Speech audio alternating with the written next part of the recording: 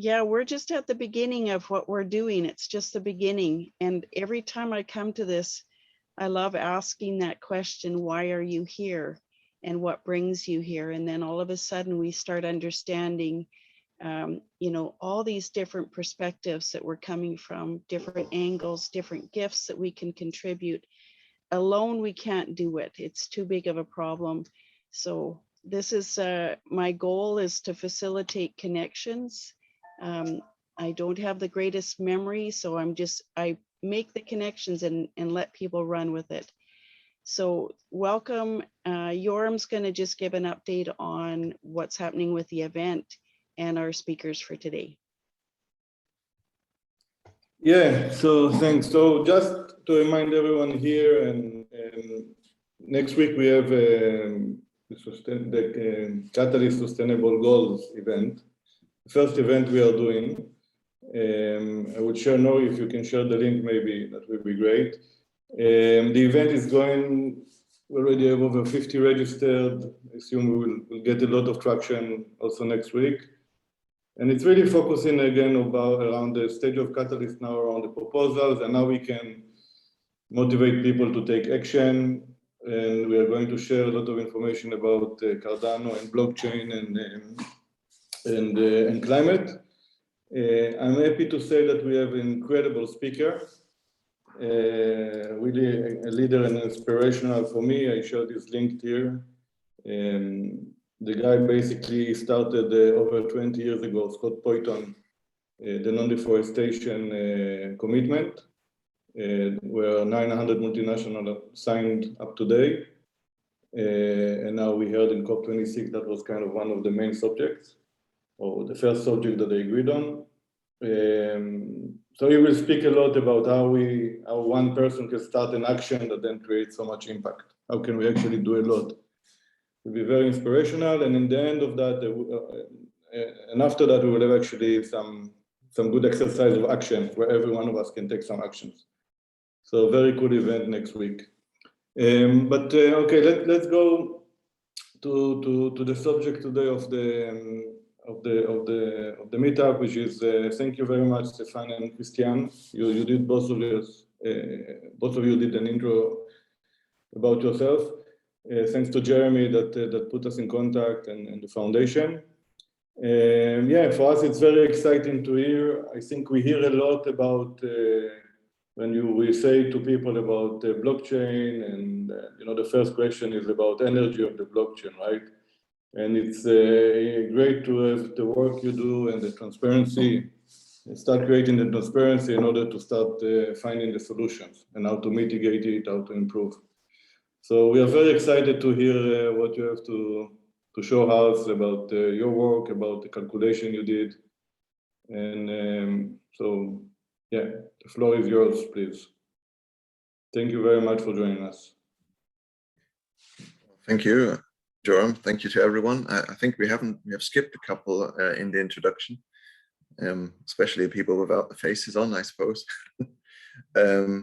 I will try to, we only have a few slides because it's really just an introduction.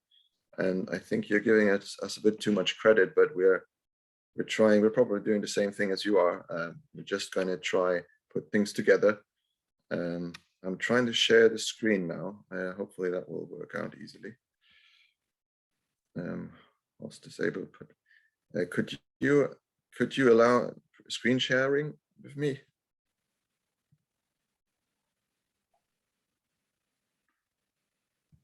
Simon's going to take care of that. Yep.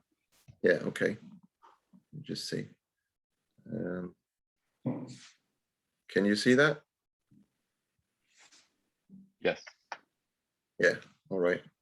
It's just 4 slides, and I think I'll just start, Stefan, if that's okay with you, and then you do the calculations, and then I'll do the questions on the calculations and all the points we had on it. So yeah, so we have this climate neutral Cardano group, which started out as a different name and whatever, but that's the name at the moment. We got a website there, please check it out if you haven't already. And we got a Twitter group.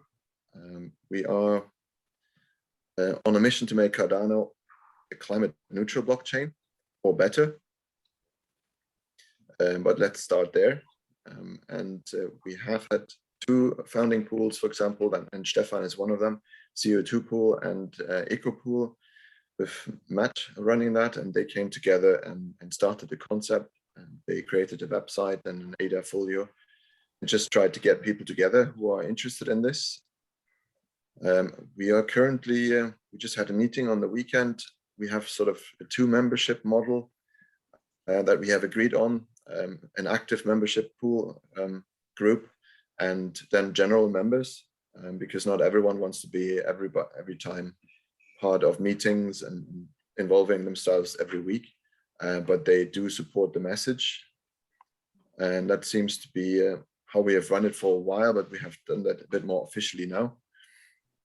As I said, we have that website where we try to collect information, which contains also the information about the greenhouse gas calculations that we will go through in a minute.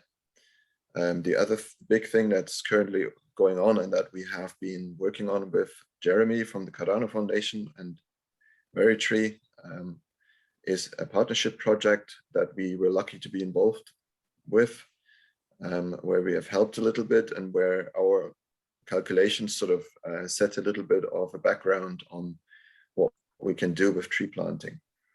I don't think we'll go too much into that, but if you have any questions on that in the later point, I think that would be something we can discuss. It's a fantastic project at the moment. I think we're at 460,000 trees, and we have a 1 million tree planting goal. And I think the coolest thing about it is because it solves a massive problem in tree planting in terms of verification and basically the metadata underlying it, so we can actually evaluate if it makes actually any difference, if these trees planted are still there, if they are actually really taking carbon out of the atmosphere in 20 years time, and if it's something that is not just done there for timber production, but actually a real forest storing real carbon and many more things. So it's a really good stepping stone. I think the next slide, so it's just directly on calculations. I mean, you will find these calculations out there, but I think Stefan has been the author of this initially, so he will talk you through it. Please, Stefan. Yeah, okay. I will have a try.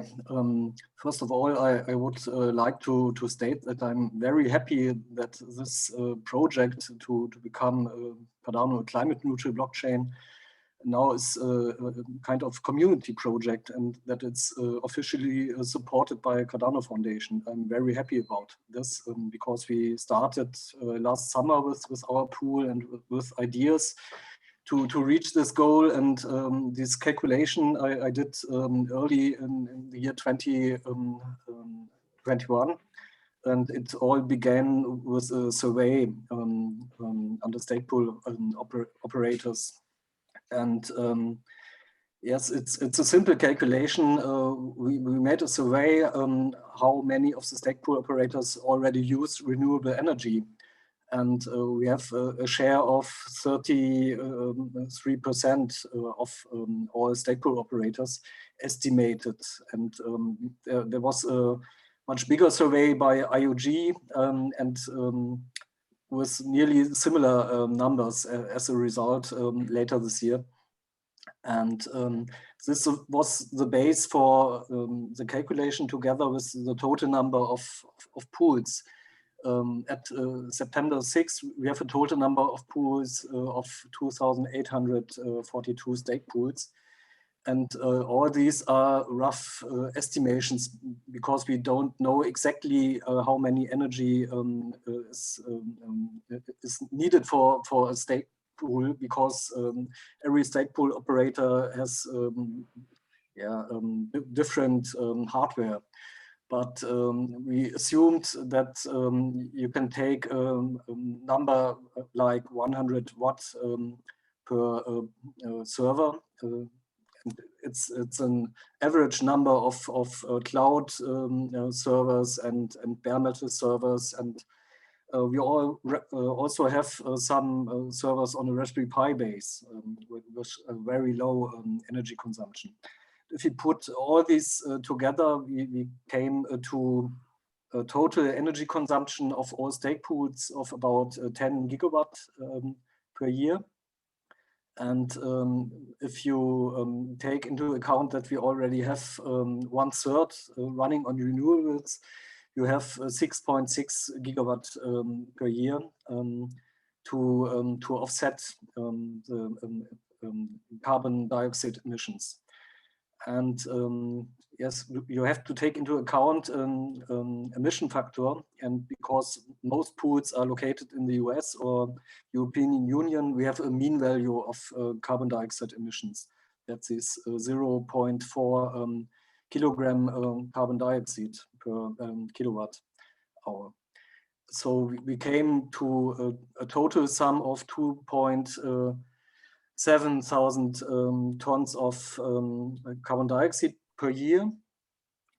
And if we consider carbon dioxide binding from a normal beech tree with a lifespan of 80 years, you can estimate 12.5 kilogram carbon dioxide binding per year. And this is the calculation which leads us to estimated 280,000 trees we need to offset the energy consumption of stake pools only.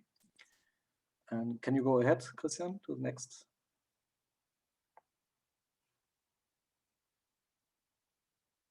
Yes. This is from yesterday.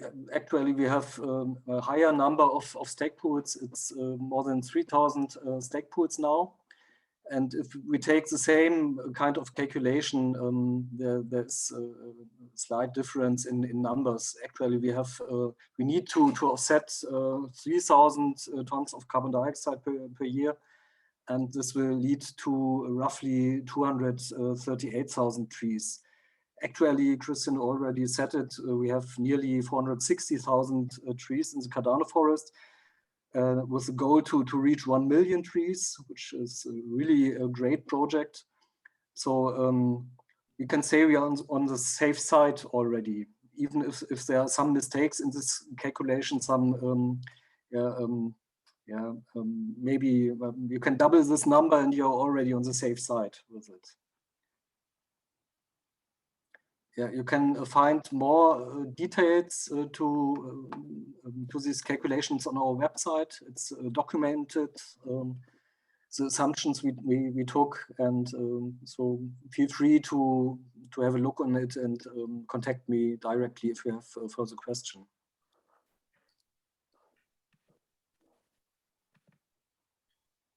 Right. So I will just continue talking and take a bit of the positive air out of this calculation and the tree planting. I like doing that as a scientist as well.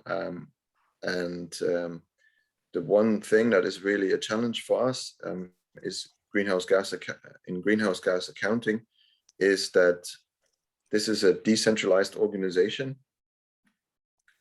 which it should be.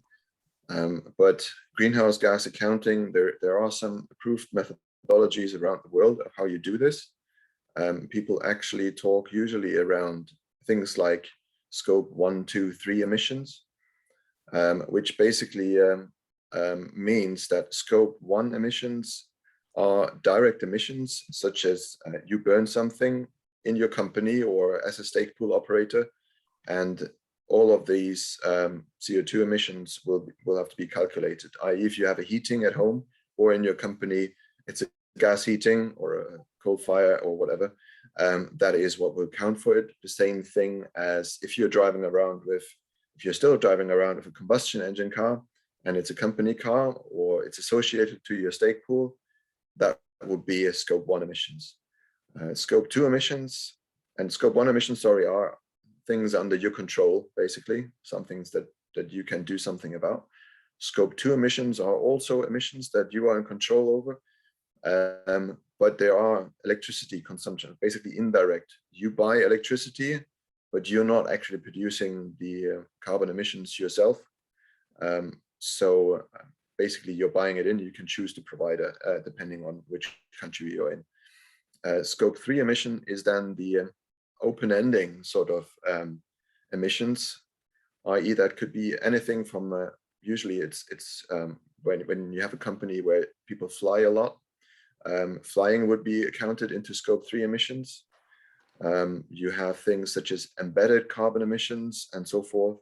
So it's a very, very wide pool of where you can create your carbon emissions, including, for example, if you buy anything, what is the embedded carbon in that? That's usually very difficult to calculate, and most people or most organizations don't calculate it. So if you get greenhouse gas accounting these days, for companies, it's usually showing you Scope 1 and 2 emissions, plus potentially 1 or 2 of the Scope 3 emissions, such as flying. Now, what we have shown you with the greenhouse gas accounting just before you was basically only the electricity consumption of stake pool operator servers, nothing else. And while this runs Cardano to a degree, this is not the carbon footprint of Cardano. Because first of all, it's not including our own computers that we possibly have in addition at home. It doesn't include things such as our individual carbon footprint or our cars when we're driving around to Cardano conferences. It doesn't take into account Zoom conferences like this one.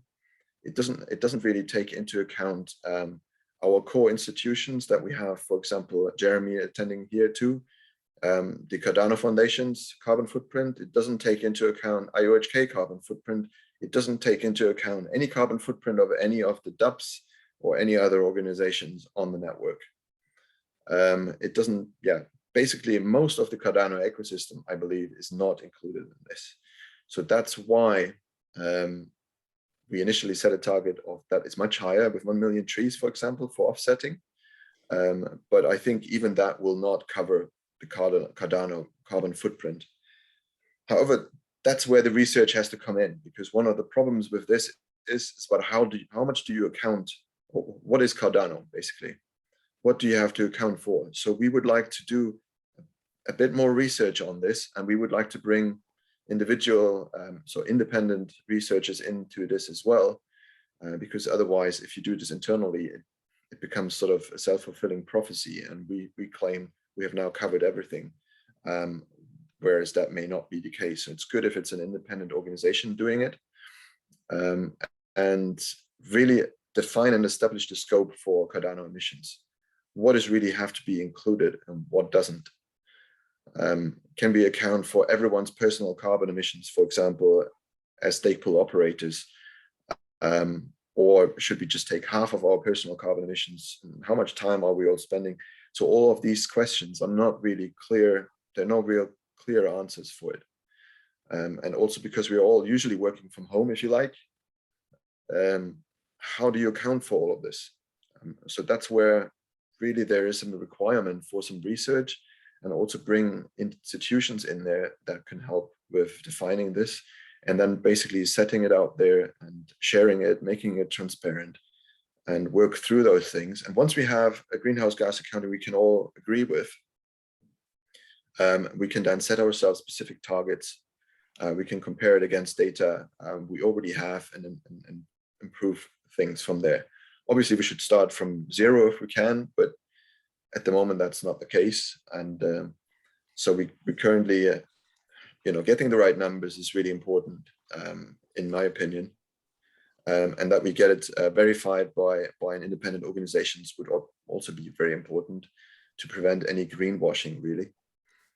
So really that's what I wanted to say in terms of challenges of greenhouse gas accounting. One of the things we're doing about this at the moment is we have, I personally and on our group, I have quite good contacts to climate scientists. And in the UK, there are a number of really good research groups that I'm trying to onboard into the topic. Unfortunately, what happened with COP26 now, a lot of these things they're all so busy, or they have been so busy, that it has been really hard to get hold of anyone. And I have actually been in Glasgow, but it was impossible. And we tried actually to be as Cardano on the COP26 summit. Jeremy tried, and we were just too late, and it was too difficult to get a seat. And I can tell you it was also impossible to get a hotel room in whole of Glasgow.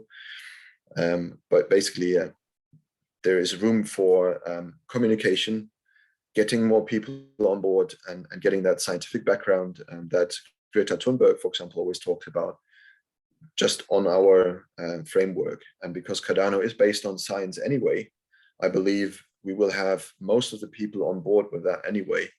And long term, it would be a great thing if we can get some climate scientists, as well as consultancies such as Carbon Trust that we're trying to work with and getting in contact with, that give us an independent score on where our carbon emissions are.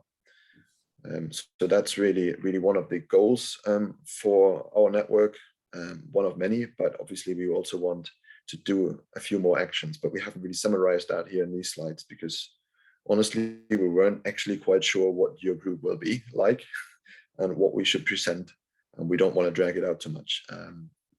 So really, in terms of summary, we are currently working to establish an independent researchers organization, Carbon Footprint,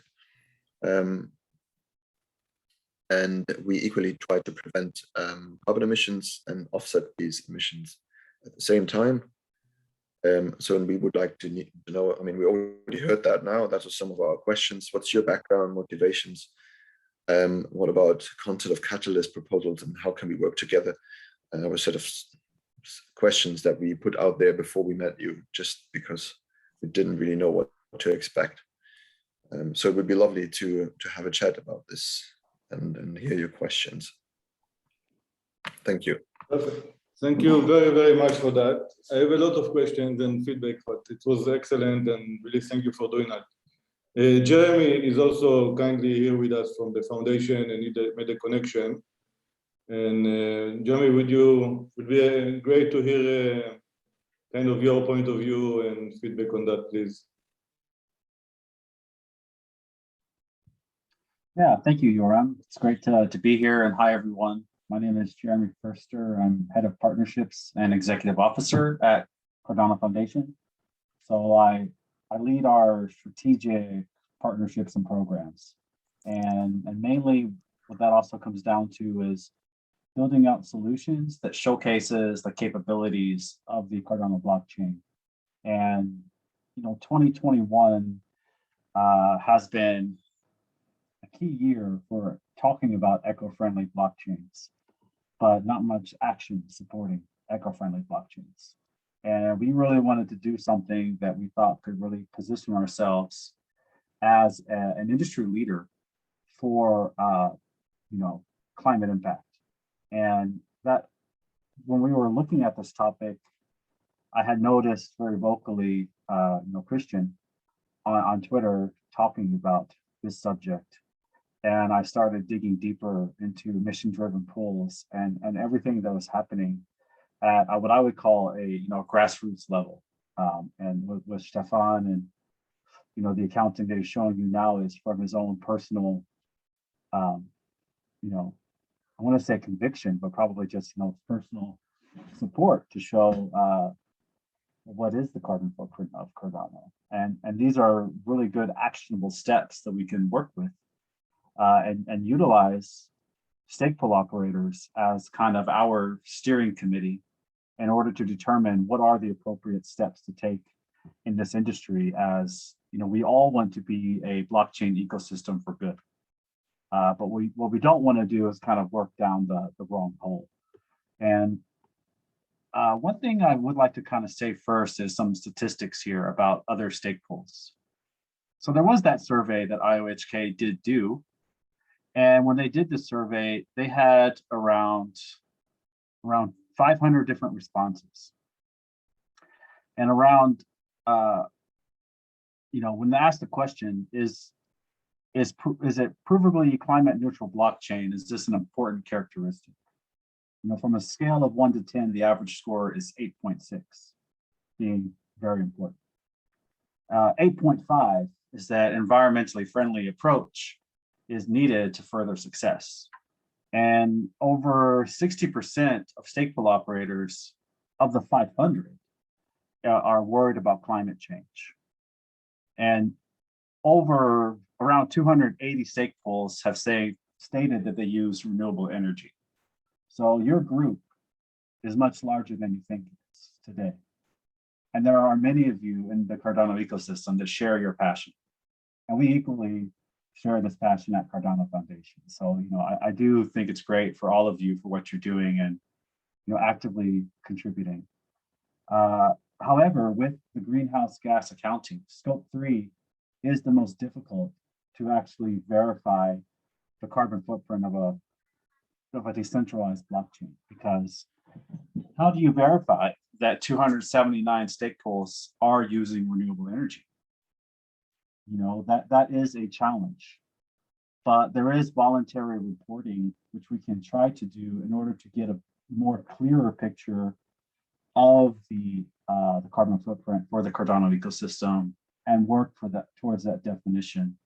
And I believe that it's kind of our responsibility to do so, as we are thought and action leaders in the industry. And as Cardano wants to grow to billions of active users, it'll be more important than ever to continuously update this, our roadmap and our accounting systems and reporting systems for, to track at the scale of growth in the ecosystem. So, I really do applaud the efforts of Stefan and Christian and everyone in the climate neutral Cardano stake pool group, as we would not be able to deliver a project without them. And, not only them, but everyone here as well, for what you do. We do look for trends that we can capitalize on and try to make an impact at the macro level. And so that is kind of what sparked us to do the first annual Global Impact Challenge for the Cardano ecosystem, is to say, let's unite all of that passion together and work towards one sustainable movement that will put Cardano on the map of sustainability. And it's not because we have 1% of the energy consumption of Bitcoin, but it's due to our actions. And it's due to the fact that people can look to us as industry leaders when it comes to being, climate impact. And very, very specifically to our project, what we were looking at to do with the Cardano blockchain is to position this as, programmable transparency. And when it comes to SDGs, we're looking at SDG financing and SDG reporting. So those are the type of tools that we're doing with Veritree. So the real goal is not about 1 million trees, but it's to verify that 1 million trees are planted. And as Veritree does work with the world leader in land restoration called Eden Reforestation, that company has already planted over 700 million trees. So just imagine if all 700 million trees are counted for on the Cardano blockchain. And that's just the start. There are many other nature-based assets that could be following the same process that we're implementing now. And when it comes to the world for actually doing climate financing, the reporting side and verifying that these billions of dollars is being invested globally is actually being invested in the right places. And so we think that's a really great place to start, and not to finish, but to start, right? And to help further channel that energy downstream into everyone's individual projects. So, when I first met Christian and Stefan and others, they all had their own individual projects and passions, and they still do. And we don't ever want to stop that. We view this as a way to further promote what they do. And so, yeah, that's just kind of my general statements. Well, thank you very much for that, Jeremy, really, and for Stefan and Christian. I mean, this is what excites me to be part of this community and blockchain, the transparency, and trying really to find the problems and the solutions and create make it the best blockchain also for climate. I have a lot of questions, but I open it for others if you have questions in mind or ideas or things you want to share. Anyone? like I have Nori. something. Thanks. This is really, I guess, for Jeremy. But I'm super excited to see the SPO carbon neutral group doing what they are doing as an SPO. It's really good to see others leading the way. So I'm definitely going to be in touch to see how we can contribute or join. But for Jeremy, what you were saying triggered a thought that it would be great if Cardano Foundation maybe made a fourth class of ambassador, like a climate ambassador or a sustainability ambassador, alongside the community content creator and moderator class, just so that you have like weekly connections with these sustainability or climate ambassadors and have that regular dialogue and conversation with the community at large. That might be a really great way to engage and really get some of the people that show up, say here or other places, to raise their hand and say, I definitely want to work with Cardano Foundation and help spread the word or partner or do things like that. And that's kind of on my mind because I've applied for the ambassador program for the community side, but this is a very specialized and important kind of branch that might be super, I don't know what the word is, that could generate a lot of energy, just kind of working back and forth and sharing ideas and working as ambassadors going out into the world. So I just wanted to throw that out there as kind of an idea. Thanks. Yeah, I mean, there are a number of special interest groups in Cardano, and we do look for ways eventually, maybe on a quarterly basis, to work with different groups so we can highlight different characteristics of the ecosystem. And I think it's a little bit wrong to say that this is a Cardano Foundation project.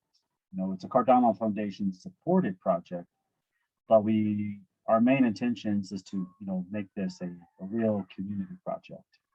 And so a lot of that attention and the real conversations happen with Christian and Stefan. They don't happen with me. I mean, if you want to talk about tokenization and if you want to talk about transaction metadata, I'm very happy to do that. But I am not the climate activist, and it's not really my dream to make Cardano climate neutral. I support it very much so, but this is really the brains are right here in the room. And but if I can make those conversations larger, I'm happy to join calls like this and other related calls and see what we can do. With regards to the ambassador program, we are looking to make some adjustments. So we have right now like 127 different ambassadors, and as we grow, it is great to have like these subcommittees. So we're doing a trial right now with Catalyst. And it's part of the Catalyst Circle, actually, that we're doing a trial run to see how this will really work. And, if we can actually leverage some of these insights with the ambassadors, again, to empower the community is the ultimate goal. So I'll definitely take that suggestion internally and see what we can do.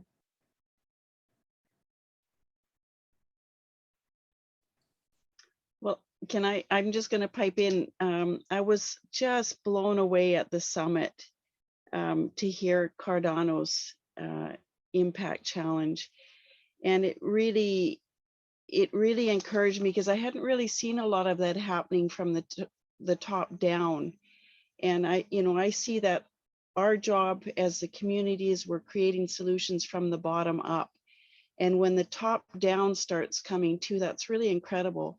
Because there's one thing I feel very disempowered in my regular life to deal with government. The governments that we have, they allow these clear cutting of these beautiful ecosystems, pipelines through pristine wildernesses that belong to indigenous communities that are being robbed. It's so frustrating and so disempowering to see these things happening in the real world, so that when I can come to a community that starts working on the solutions from the ground up and being empowered by whoever we're dealing with from the top down, changes my perspective on life, and it empowers me to make a difference. I will spend my energy here. I spend copious amounts of hours in this community working towards these things. The one thing I know about this community is very passionate. When you have anybody that cares about the climate and are concerned about it, you have passion. And when you have passion, you have commitment. It's something that's very hard to put metrics to. I don't know that it can be measured, but it's there.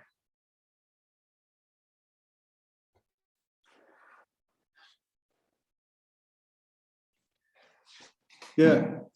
No, and Jeremy, just for your comment, I think also before I see it's also an opportunity actually for the blockchain. I mean, I think in the next 10 years, we will see two ecosystem or models changing completely. One of them is because of blockchain technology, and the second is because of climate change. And especially where Cardano is operating, this is the places that we're going to be affected the most, probably. So new models have to come where you take into consideration, the farmers, people working on the grounds, nature, tree planting, and so all of that have to bring new models as well, that have to kind of come together. This is the way I see it. So it's an opportunity actually for Cardano to be strong on that and promote that, in my view. But if you, first of all, I think there's just by you speaking, Christian and Stefan, I think there's few ideas that come for proposals that we can make or can support you to make actually in the next fund. How can we promote it more for other SPOs, basically? How can we, help with the service to SPOs, help with actually getting the word to try and give some guidelines to SPOs that wants to convert to regenerative agriculture, to green, to more greener. So there's a lot of things about that, but I appreciate a lot, Christian, also the, being honest that, the calculations still need a lot of work. And I think also the action need also a lot of work. The fact that we plant tree doesn't mean that the tree grow, right? The tree make an impact when it grows. So, there's also actions there, and we need to calculate, and then we need to have the right actions also to mitigate. By changing ourselves, first of all, doing things ourselves, like transforming the SPOs to be greener, using green energy, and calculating all the work, and then by mitigating it with the right actions also. Tree planting is one of them. One of the, in terms of what action, we have I think you probably have that problem too, is that there's just too many things to do, or not too many things, but there are quite a lot of ideas. And then it's about finding enough people with some expertise as well who can make meaningful progress on certain things. So I think it's fantastic to see climate for Cardano, or Cardano4Climate, sorry, if whatever way around. I think both way around. That you bring these together. It's partly actually what our group tries to do in a sense, but we have kind of focused it quite a bit down on climate neutrality already in the title, because there's just too much to do, so you have to focus somewhere.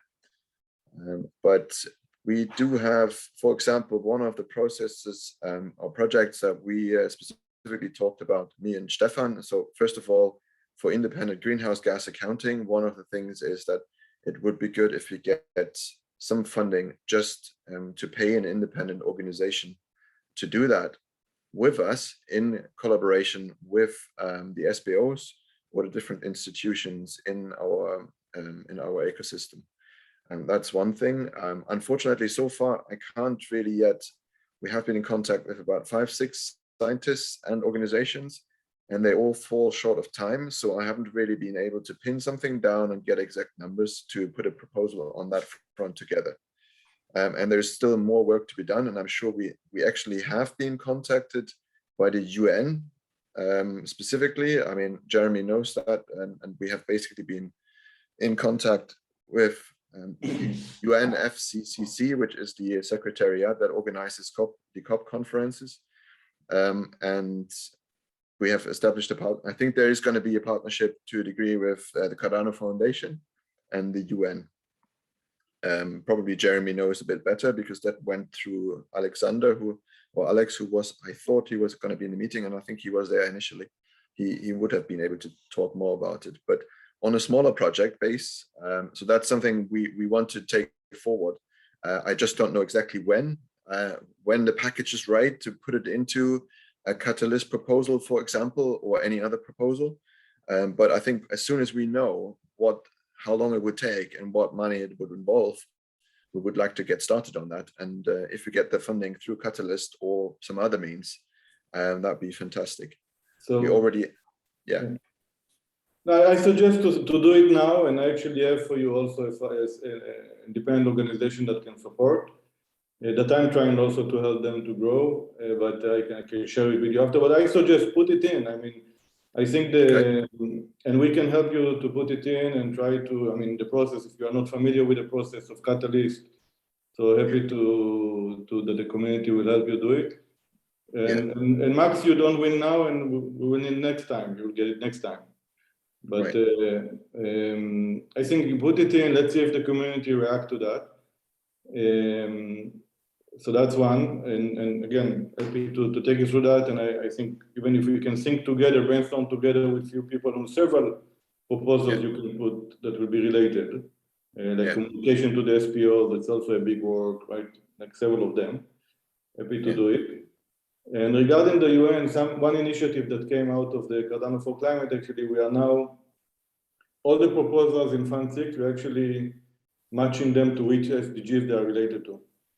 So in a couple of weeks, we will know how much of the proposal actually dealing with SDGs, which SDGs, and just kind of as and we are integrating from next proposal process, Catalyst process, we are trying to integrate already in the proposal process to integrate the SDGs, which each proposal will be able to add the SDGs is trying to solve, if at all.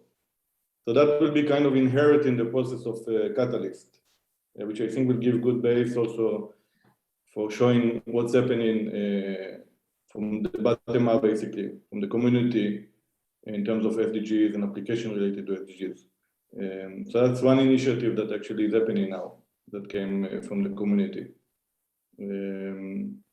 But yeah, I mean, my suggestion is just to do it, and then already you will get a lot of feedback in the process, a lot of interested people, a lot of ideas from people,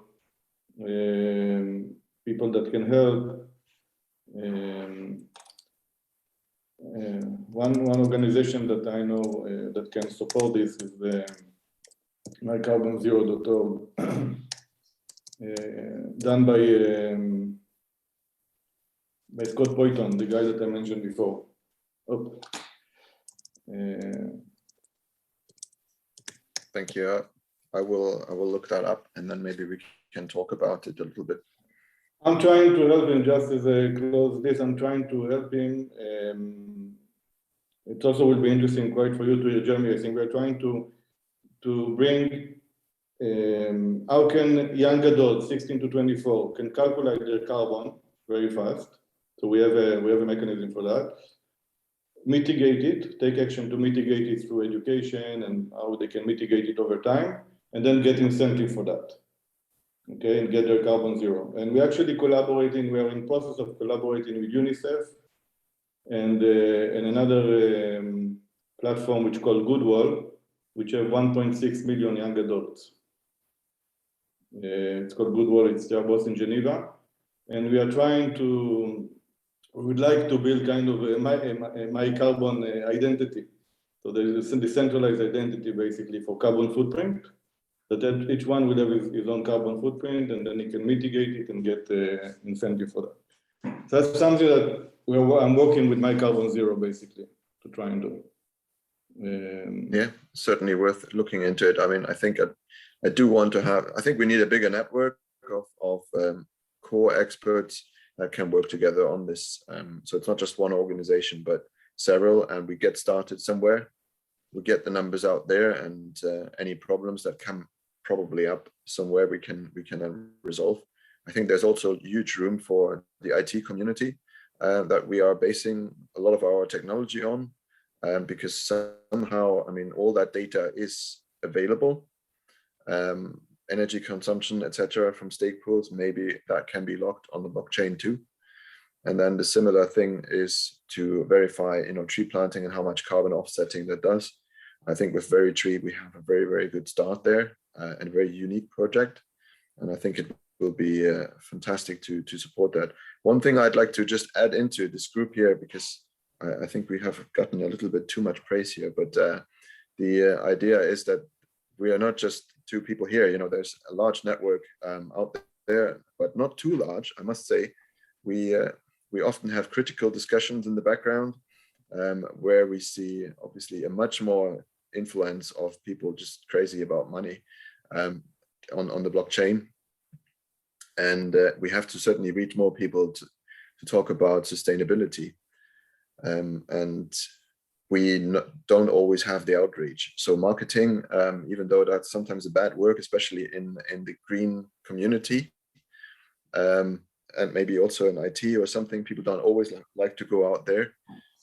But we are competing against large YouTube channels, or who talk about the price of ADA or other cryptocurrencies. In my opinion, I think once you know how much Bitcoin energy consumption is, you feel like it has no right to be on this planet. But obviously, we are partly greenwashing ourselves by being dependent on. Well, if you're dependent on ADA, you're also sort of dependent on Bitcoin, because it sort of drives the price of this quite a lot. And it's really hard to be independent of that. And unfortunately, the whole cryptocurrency community is part of that. And we rarely, poo-poo things openly on the net, and just because you might want to have people that join you from the Bitcoin side, and you want to convince them that this is the better way.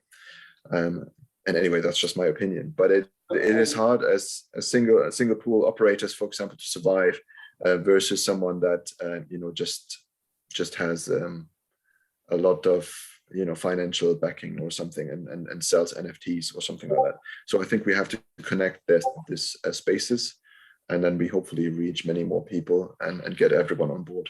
But the surveys that Jeremy as well mentioned is like really encouraging. Everyone cares about climate change now. Obviously, it's all over the news. Everyone likes, lots of people like tree planting, I believe. So they're easy projects there, but actually reaching enough people and is a key thing. Yeah, can we jump in as well? Of course. I think it's, first of all, I think it's great what you're doing. I think like having an individual assessment would be really great. Also, I think the price, like the price talk is, I mean, most of the people in the Catalyst ecosystem, at least, like the people I'm talking with, they are not so much into the price, although we all hold our ADA, and like it's probably a bigger amount of our net worth, not like a very small amount where we don't care at all. So I can see that, but I think most of the people that get like into the ecosystem, like they come for the price and they stay for other things. And one of those things could be climate change, and like having an alternative to Bitcoin that is eco-friendly. And that is why I would also like to, that is something like I would also like to tell Jeremy, because one thing, as Melody mentioned, we're doing like the bottom-up approach. We're trying to get the community excited about this and get the people to stay for the right reasons. But it also needs to be both. It needs to come from the top as well. So thank you for keeping that in mind and bringing that I think bringing that up in the Cardano Foundation. Yeah, I think I had so much to talk about, and now I forgot the rest, but I should jump in later on. I think I fully agree with you on that. Actually, just to say thank you, Simon, for bringing that up. I mean, I think the Catalyst community is very different from, you know, the general IT YouTube community out there. I think, as you said, the Catalyst community, you're already deep in Cardano, and you know it's gonna be the solution for a lot of things for many years to come. Whereas what's out there on YouTube, which is partly what, you know, new SPOs or whatever like us are trying to reach, is new people, bring them in, and they often come in because of the price, I suppose. So I think you're fully right there. But there's a lot of good, there's so much good stuff already there. So I think that's why we're all here anyway. Yeah, I mean, I myself joined because, you know, I had some money on the side, and that was like 3%, or like it wasn't even 3% anymore. It was like 1% a year. Getting back from the bank was, I mean, what the fuck? So yeah, but then I stayed because the technology is amazing, and you know, now I'm here and helping climate related things, and I think like most people are like me. Simon is a huge help to me. So again, it's just that, you know, we come for different reasons, but then we connect for something else much deeper, and then we stay.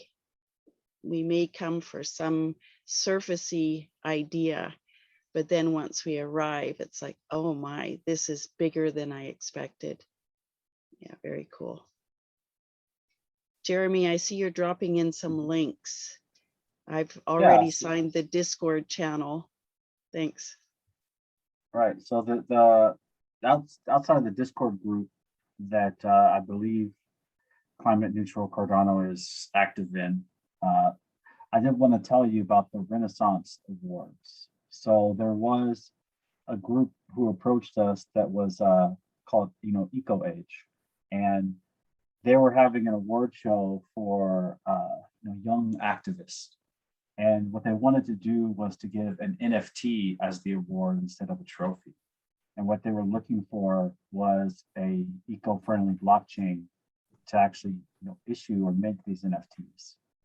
Because of what we did with the Cardano forest and all the work that was done, you know, that we just discussed, they immediately chose Cardano as the partner. And you know, there is a snowball effect and there is a ripple effect that you don't see it today and you won't see it tomorrow. But with continuous movement and traction, these trends do emerge and they do get larger and larger as time goes on. And I think this is something that is very cool because it's very much a mainstream application that is, you know, highlighting the values of Cardano. And, you know, this is really what positions Cardano from other ecosystems, is like the DNA of the community. And yeah, a lot of things are very timely, right? So right now at this very moment, if I stick my head out the window and I look into the Cardano verse, I'm gonna see smart contracts, where's the PAB? Hey, what's going on with Sunday Swap? Oh my God, Ardana token launch, Husky tokens, you know, but those are short-lived trends. But the actual reasons for why Cardano are things that you are building out right now. And that will like eventually, you know, get heard.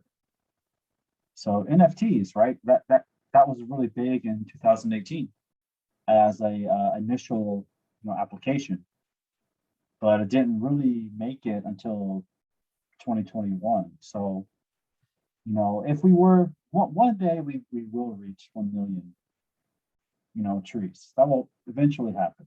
I don't know what date that will happen on, but it will eventually happen. We don't have to turn off the Cardano forest. And if we hit that, that's, you know, really big news. And talking about SDG and Cardano and building out, you know, use cases is also another great way, because you never know we don't have a crystal ball and we don't know what the right solution is, but we continuously bring in more people for the right reasons.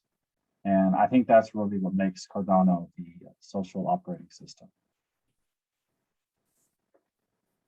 Just to add something, if we have a look on transactions and NFTs, transaction for NFTs and so on, if you compare it to Ethereum, one transaction on Ethereum consumes 170 kilowatt hours.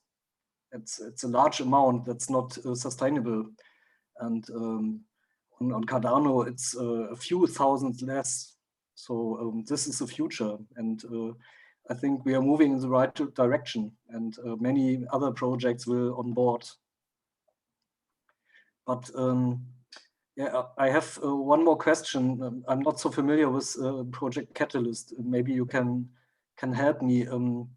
I have to understand what's your concrete or your detailed proposal on Catalyst. What are you doing? Or planning to do on Catalyst, and how we can help and support each other. I want to learn more about it.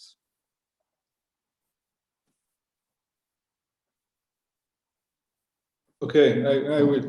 Melanie, you want to share, or I will go? Okay, so Catalyst, if you want, it's I like to say it's well, they like to say it's an experiment, right? But it's an experiment of a decentralized incubator of proposals, right? So there is different challenges that are voted by the community, by basically the community registered. Funding comes from IUG and the funding for the next fund. The next fund start actually this week, and there's 12-week cycles. The next fund budget is 8 million. So this 8 million is being distributed by challenges decided by the community. Like it can be Cardano for Latin America, or Cardano. There's a couple of challenges related to SPOs actually there, and each challenge has a budget. And then the community offer, there is even a challenge team that actually manages the challenge. It's something new from this fund. And then basically the community, everyone that wants, offer a proposal related to this challenge. Okay, and there is a proposal process. So, I mean, it's a lot of details that I can share with you if you want, and anyone else, but basically the proposal process, we need to apply the proposal by the end of, by the 28th, if I don't remember, and then you have 2 weeks to refine them, then there is a full process of verifying the proposal, and then there is votes by the community. And when the community votes, basically you can get a budget to execute or to perform this proposal. So all this mechanism is called Catalyst. It's an incredible place. I mean, they have a town hall today. If you have today time, there is a town hall in a couple of hours that starts at 7 p.m. Central Europe time, where the Catalyst basically present, where we are in the stage and present the stage and give a lot of information. There is also something called Catalyst School, which kind of help to create proposals. But this is why we are here. I mean, I can give you a lot of information. It took me a few months to understand everything, but we are here really to try and help people that wants to make proposal on Catalyst and related to impact and sustainability. We want to help them make the proposal, make sure, basically this is why we are here. I mean, how can we make as many good proposals with impact be successful, basically, and make impact more important. Yeah, sorry, please. No, it's all right. Yeah, so I think, Catalyst is like a big thing now. Like you can't explain it so easily in one sentence. It's especially because it's an experiment, and like no one really knows exactly what it is right now. It's like this funding mechanism, yeah, but also like an idea marketplace, and like this new way of collaboration, hopefully. Yeah, but we at the Catalyst School, we try our best, to summarize it and make it accessible to people. So if you want to, join the town hall, and there's also this after town hall. It is after the town hall, and we have a class there where we teach people about the different aspects of Catalyst. We have the introduction to Catalyst, which is actually running today. So if you want to join, please feel free. And then we have the how to be a CA, the community advisor, the people who assess the proposals, how to propose. We have how to propose, so you can propose your ideas, and how to be a VCAs, the people who control the CAs, who make sure that the CAs are doing the right thing. And yeah, in the future we will have all kinds of other classes. Yeah, sorry for the plug here, but I thought it was relevant. Yeah, no, it's great. And to give you an idea, the last fund 6, there was 750 proposals, and around 150 were funded. So it's small amounts per proposal, but it's very, very exciting. Yeah, please, Jeremy, sir. I don't know if I can lower my hand. Yes, I can. Maybe if you guys would like, I can actually go through your guiding questions and talk about the Veritree project and how that relates to climate for Cardano. Would that be helpful as an exercise? It will. Let's I'm going to let A take the floor because he's got his hand up, and then we'll carry on, Jeremy, if that's okay. Right.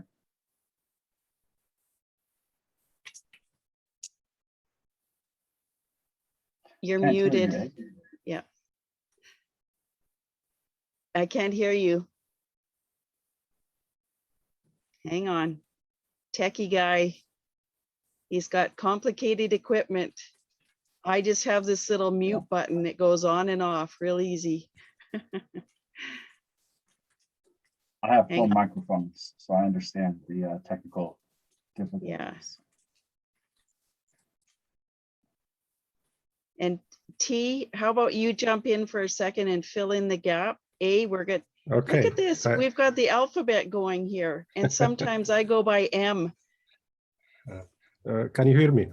Yes, good. Yes. And A, you'll figure that out. All right. I have a question to Jeremy. How do you choose places to plant trees?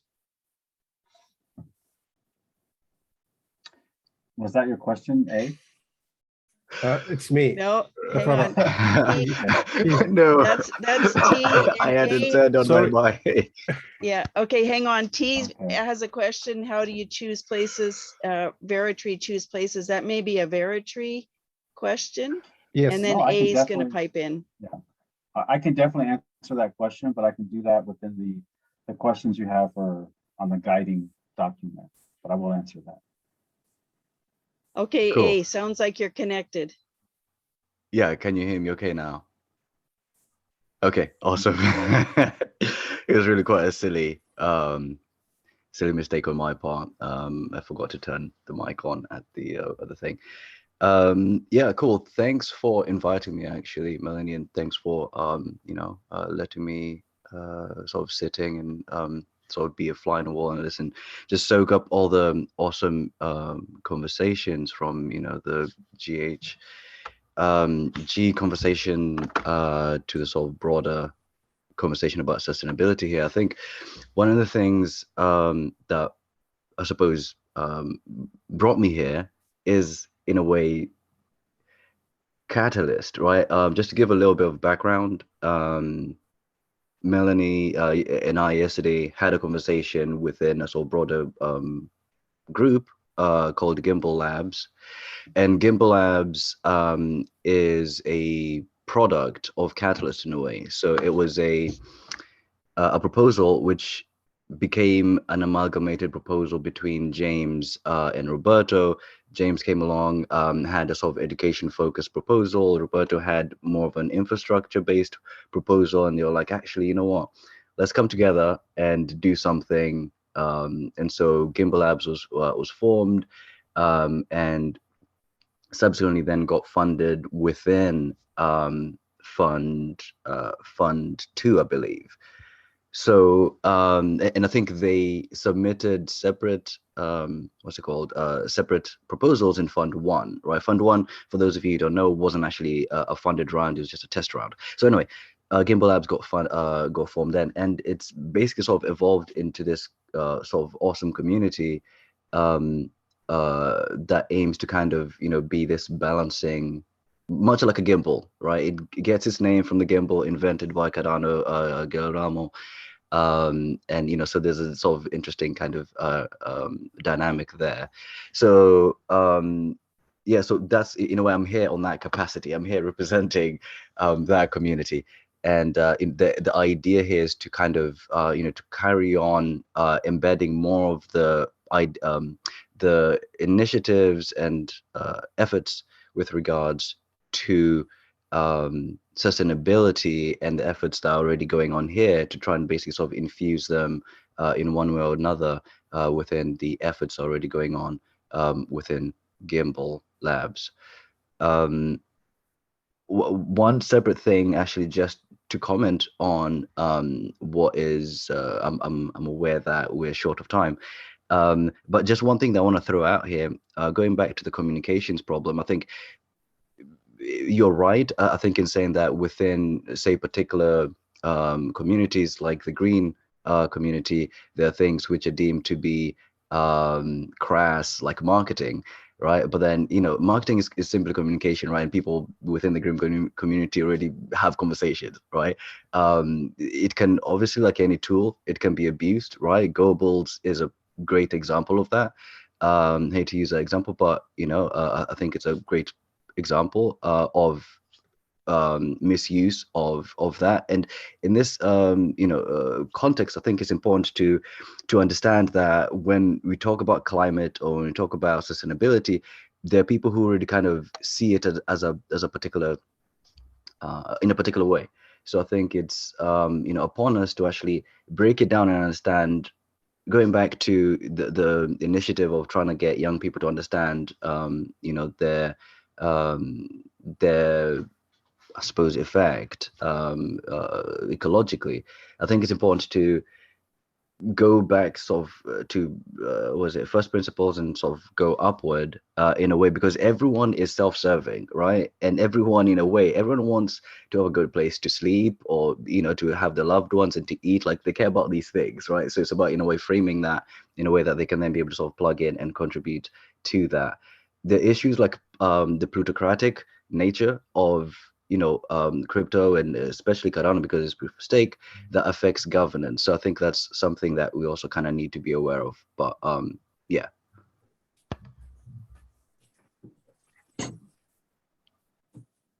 Thanks, A. I did share the link from James's presentation on Catalyst, James from Gimbal Labs, and he really cleared up the whole idea of Catalyst being very much like project management.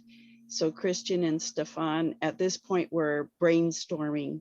Next phase, we'll be trying to collaborate, you know, form collaborations. There's a particular proposal that you go through Cardano4Climate. We are trying to help the community understand as we understand, and hopefully there'll be more resources coming together. A brought up a good point that, you know, we often come to a problem and we try and reinvent the wheel that's already been established. And so it's really important, I see, to connect people that are already creating some of the solutions, put all those big puzzle pieces together, because I come with a very small piece. And Christian, you come with a few more pieces, and A comes with a piece, and Simon comes with a P, S comes with a P, H comes with a P, Ryan comes with a piece, you know, and then we start putting it together, and then we start seeing what the bigger picture looks like. All we see is a box full of pieces at this point, with some connected together. So we are getting close to running out of time. Thank you, A, for sending that link. James is also going to be heading up the challenge setting challenge in this fund. So we were part of that in Fund 7, where we put in climate change, the challenge, as a category for challenges. So this is where I sent a link in for the SBOs, the Global Sustainable SBOs. That's a challenge setting that got funded in. So then come Fund 7, now we're going to be creating challenge settings for Fund 8. If that's something you're interested in, maybe it has to do with finding the research, putting all these pieces together, everything that's related to what it takes to do your carbon footprint. Now is the time to start thinking about that and working on those collaborations, and put a placeholder in at some point. Stay plugged in, listen to the town halls, join us on Wednesday mornings if you can, and we'll help.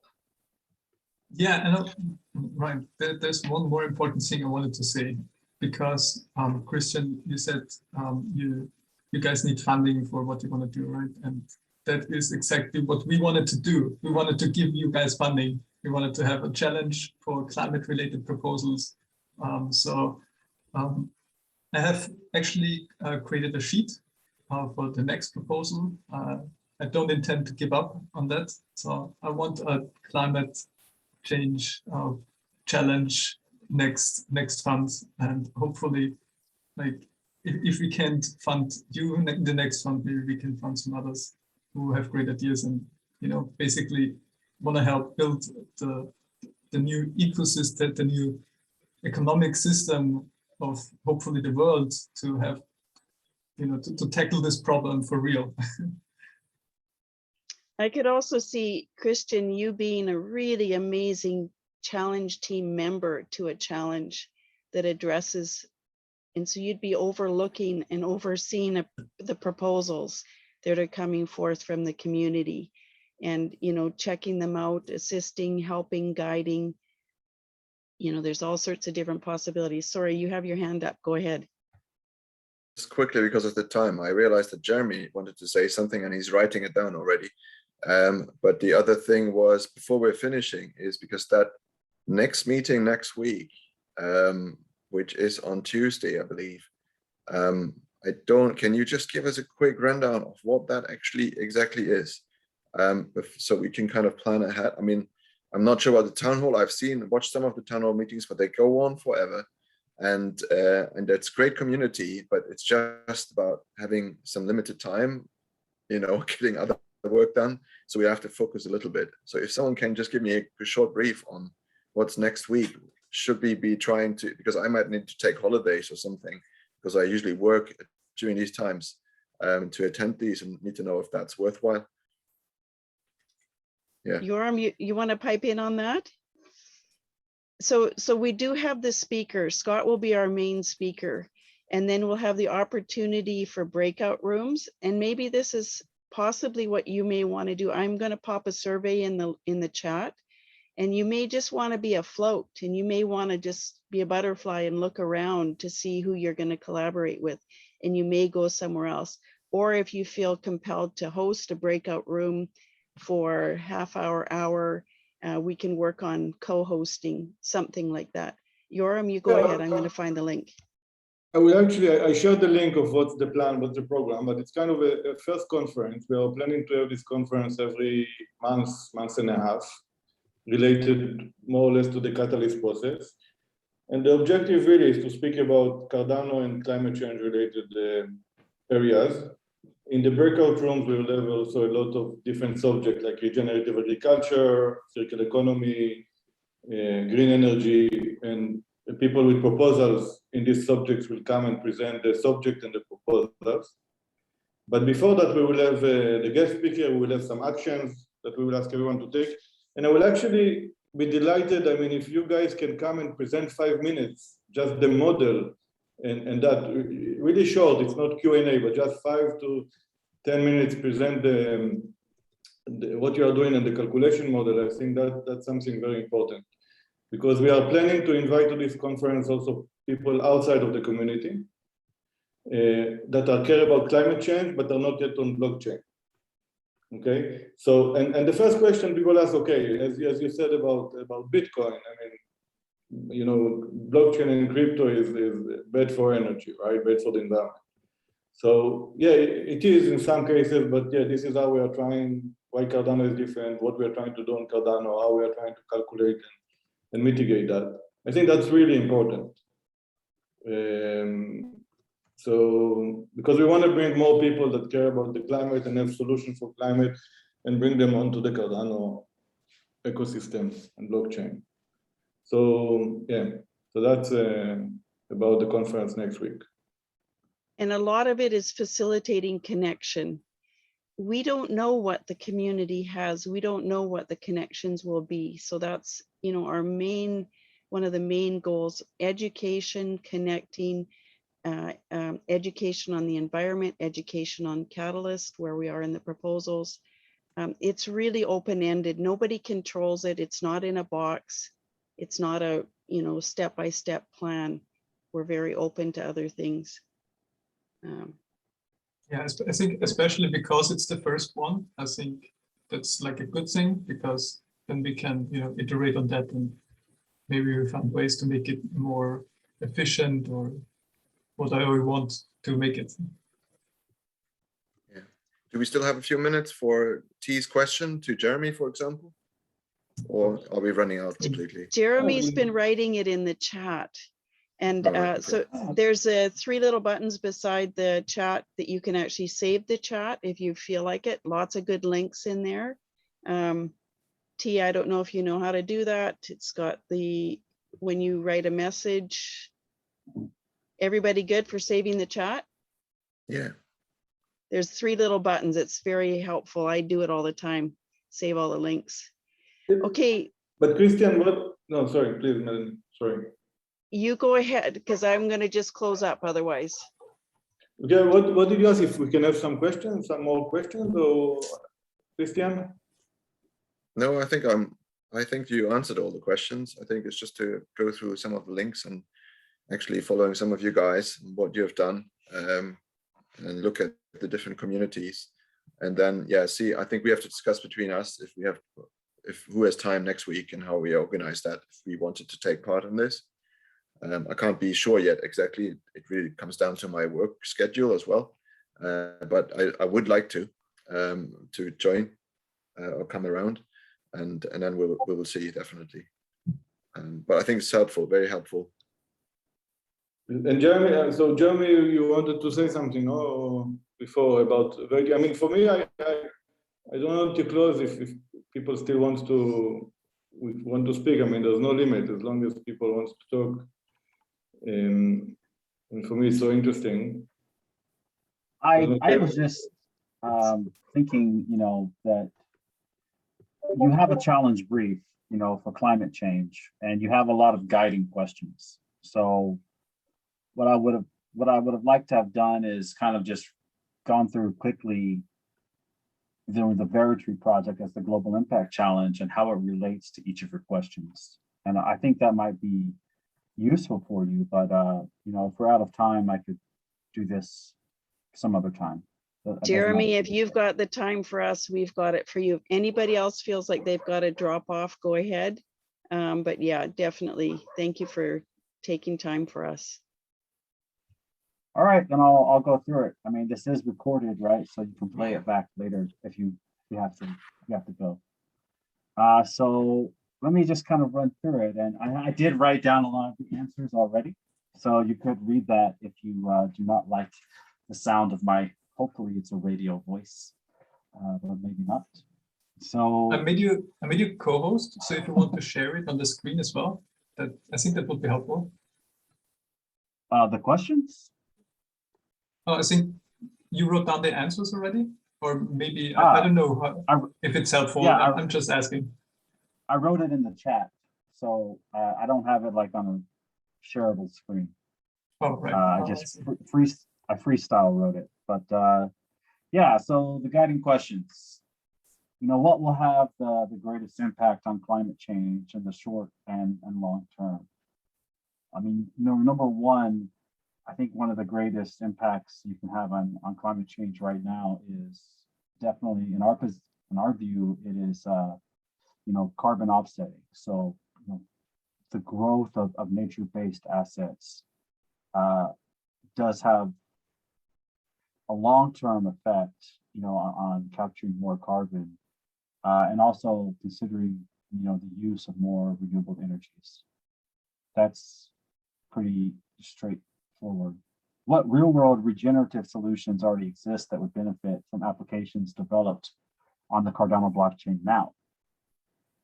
So for us, this is really focused on the accounting side. So how do you do an audit for nature-based assets?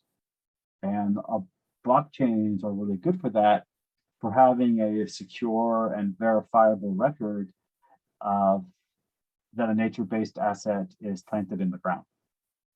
And what's really cool with Cardano specifically is that you can do a lot more with transaction metadata than just do a data hash.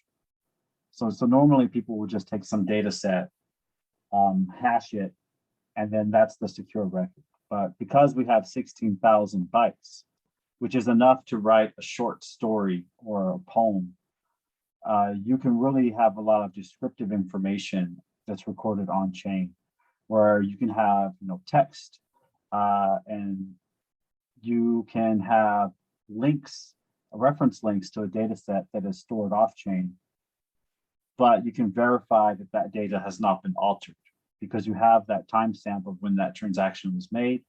You can have a hash of that data that is off chain, and you can have digital signatures. So the digital signatures is kind of authenticating, who is leaving this information here. And you can have third parties do the checks of that data and have their digital signatures on those of that data set that's being checked. So third-party verification systems of information can be done right now with the Cardano blockchain. And the other thing that we're doing with Veritree is using native assets as the unit of account for number of trees which needs to be planted. So for the Veritree tokens, we have 463,916. So that accounts to the same number of trees which Veritree will plant. And you can use NFTs for verified land restoration certificates, or a verified certificate of ownership or donation of any type of good. So that's how we can do less bad, and do more good. The way we kind of summarize that is doing less bad is about using renewable energy, and it's about using less energy. Doing more good is about doing efforts for offsetting carbon, and it's doing more than your footprint. So it would be great if we could actually calculate everyone's individual footprint. If you had that type of calculation that could actually go into. So for myself at Cardano Foundation, I am in over 25 to 30 hours of meetings per week. So that should have a cost, right? Zoom, what's the cost of an hour on Zoom? What's the CO2 production for that? And 30 hours a week times 4 times 12, I have an annual rate. That'd be really nice. How can we incentivize individuals, local communities, councils, municipal authorities, everyone else to prioritize taking action to reduce our overall carbon footprint? So Veritree, they're planting their forest in local areas that have suffered from erosion of natural environments. So they do reforestation. So already there has been floodings or other natural disasters, or there has been over logging of trees, which have wiped out a natural forest. And you've seen a decay in that local environment. So planting trees, it really depends on where you're planting if you want to do more good than just capture carbon. So Veritree selects locations that impacts these local communities. And by planting the trees, you are rebuilding that natural ecosystem. You're bringing back natural wildlife to an area that was once flourishing. You're now restoring that area. And that is a great way to gain local community support.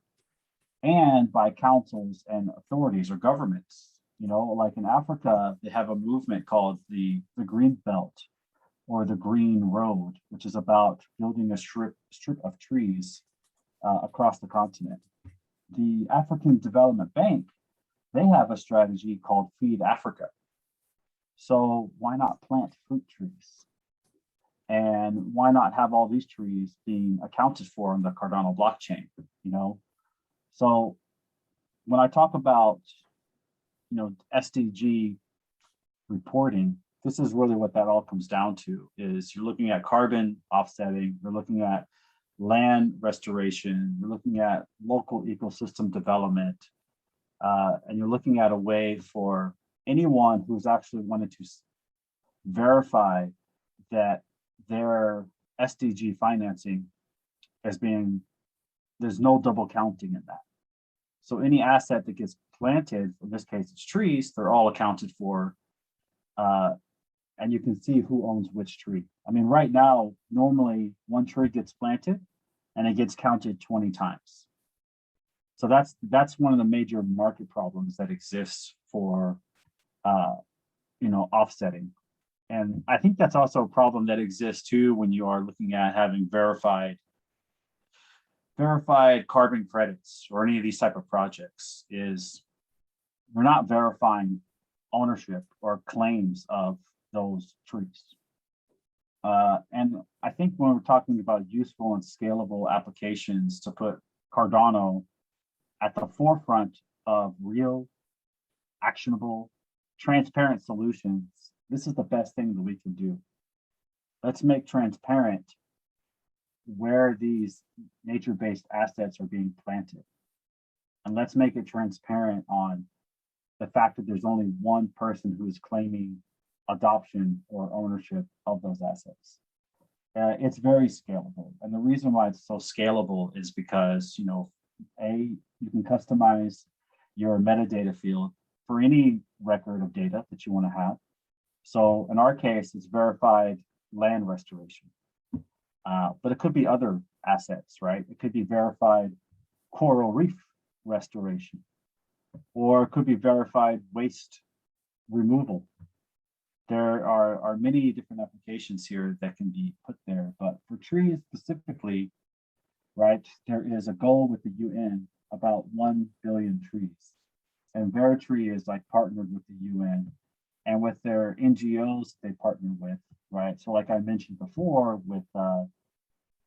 with Eden Reforestation, they have planted right now 700 million trees.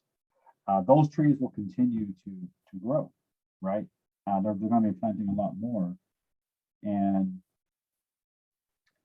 the fact that it's transparent is really good, as the COP26, they're saying that their goal by, I think it's the end of 2025, they'd like to have $100 billion invested into climate impact globally. So transparency is key for this industry if we're really going to make a difference. And yeah, how can we increase mainstream adoption of solutions built on Cardano? You can replicate the model of the Veritree project, of the ITO. You know, so what we've done is we say 1 ADA equals 1 tree, and you get your utility token, and your utility token has full description of its use and of its value. And, you know, having that social impact to actually doing climate impact, social climate impact, I think is really important, because what we're proving with the Cardano ecosystem is that you can bring thousands of people together from around the world for one type of mission. And why not do that 20 times in the Cardano ecosystem? And also, you can increase mainstream adoption of solutions built on Cardano by, again, having these lighthouse projects that you can point to and say, look how successful this project is doing. So the fact that we're planting right now close to 500,000 trees is quite the accomplishment. And the number one donor is less than 11,000 trees. So actually over half of the contributions have been by individuals donating 15 ADA, which is really cool if you really think about it in terms of, you know, building like mainstream adoption. And I think it's also a testament to the overall, you know, active community that Cardano has. With Catalyst, you have 45,000 unique wallets that are voting. So if those are 45,000 individuals, imagine if they were all energized to do another mission. Just imagine if all 45,000 people were contributing into the Global Impact Challenge. You know, we would plant much more than 1 million trees. So I think narrations here is also very important, and understanding what is important to all these different segments, right? One of the issues that we do face with any decentralized ecosystem is that there is a long tail of values. And by the long tail approach, you know, if you look at that in terms of marketing, it's saying that there are a lot of groups, there's a large number of people that can be divided into multiple small segments where they each care about a different value. So if we like, why do you care about Cardano? If you ask 10 people, you get 10 answers.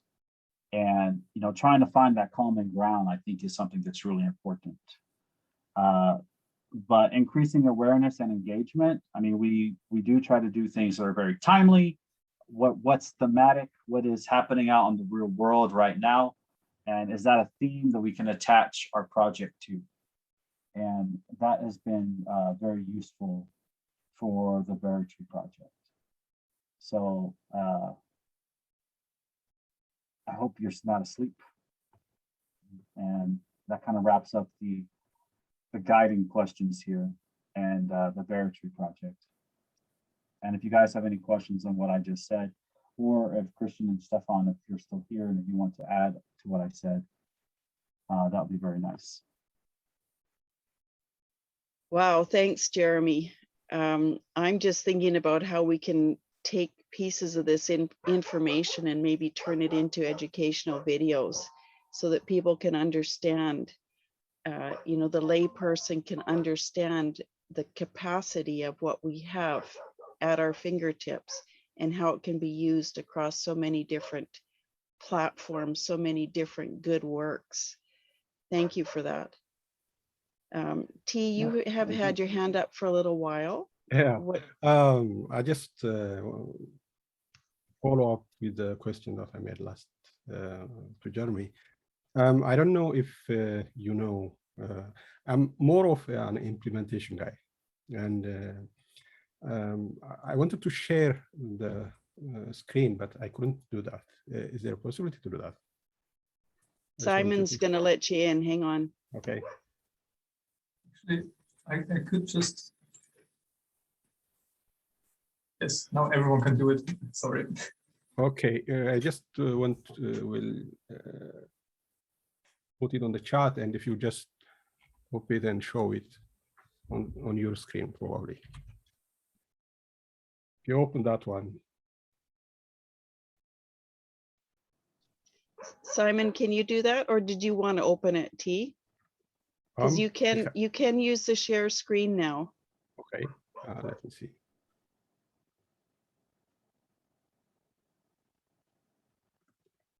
Yes. Yeah. If you see this one, that Ethiopia aims to plant 20 billion trees by 2022. That's the government that's announcing that. What I was, for a long time, what I was thinking was, there is ambition. There are people who want to do that. But there are also people who are faking it. So my question to Jeremy is, how can you help, for example, in this situation? There is an ambition, but there are also there is a need to verify that one. Can you? That's why I asked, how do you select your projects? That's my question. So Berry Tree has been planting trees for over 16 years, and they're kind of the experts in land restoration and reforestation, and they pick great partners that are NGOs to do the actual tree planting. I think we're all very happy to collaborate on a project. And what we're kind of showing is that how you can verify a planting site. So if we really talk about some of the details, if you're going to plant 20 billion trees, you do not do it at the same time. And you do not do it in the same location, right? So planting site by planting site becomes data which gets attached to like specific NFTs to verify their authenticity. And sometimes it just depends on how much transparency the Ethiopian government would like to have in this type of problem. I mean, what we're doing right now is an MVP with the Cardano forest that we think can definitely scale. It's the same tool set that could be applied to what is the aim in Ethiopia. And it's very low cost to do that. It does not cost a lot. You can do batch transactions. So let's say you're planting 15,000 trees in a planting session. So that set of data for 15,000 trees could be one NFT. So now you're making it a little more manageable when you're talking about doing blockchain records. And that's kind of what the whole principle is for Atala. Atala is a layer 2 scaling system that's bringing unique digital identities to millions of people. And the way that they do that is by compressing the amount of data that actually gets associated on chain, but still has a verifiable record. What that lacks is that real transparency that you get from a layer 1 implementation, which are things that we are doing at Cardano Foundation. But if we're talking about more rich data, more rich content, that if you want to have a verifiable report that comes out, then that's what we're looking at. And we call that programmable transparency, which is what we're showcasing, which is the powers of Cardano to normalize blockchain applications from using a layer 1 solution that is scalable. And I mean, I actually heard about this. Have you tried to contact in Ethiopia people about this? There have been people who have messaged me about it. I've heard this since the Cardano summit, but none of the connections have really went all the way through to the other side. You mean on the government side? You mean on the government side? Yes. Probably I can try to help you with that, to contact you with people who can, who would be very happy to have some verifiable system to do that, because there are a lot of cheating that's going on, and there are people who want to do good, but also there are people who are cheating. So probably I can put you in touch with people who can.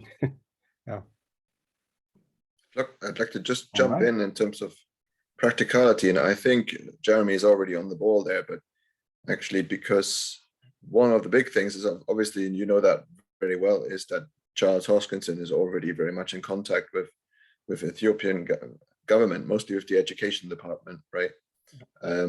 So I don't know how that could be linked, but I think that'd be something to take up.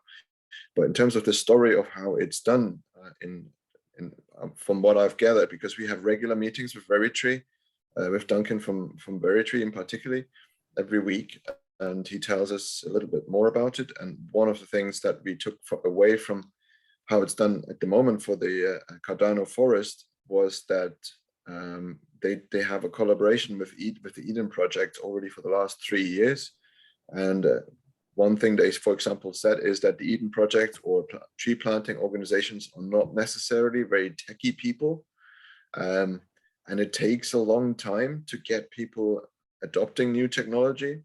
But the technology itself is just basically they give them Samsung S4 smartphones that I think they have sent out 1,000 or something like that to the Eden reforestation team. And they are logging the data with those smartphones. I can imagine that can be done on any project, but then the financing of this and so forth, it's probably clearer with new plants, trees being planted. I think Veritree said something to me at some time point.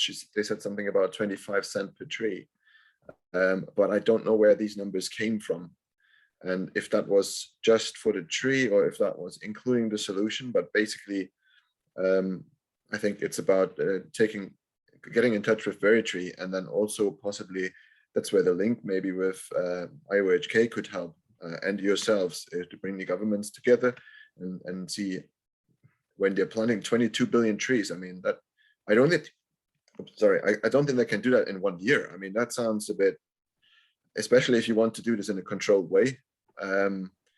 You need to be sure what you're planting, where you're planting it, what kind of trees, and then verify all of these things. So there must be a plan, first of all, where you're putting all of these, and then also verify it later on. So I feel that there's probably a lot of opportunity there, but if they want to do this in 2022, it might be a bit rough to get any verification, to be fair. Yeah, and it would be interesting to know what they would spend on a tree. What is the kind of, actually budget they have for 22 billion trees? I think that's why I think to expect that they are going to do 20 billion trees on 2022 is it too much.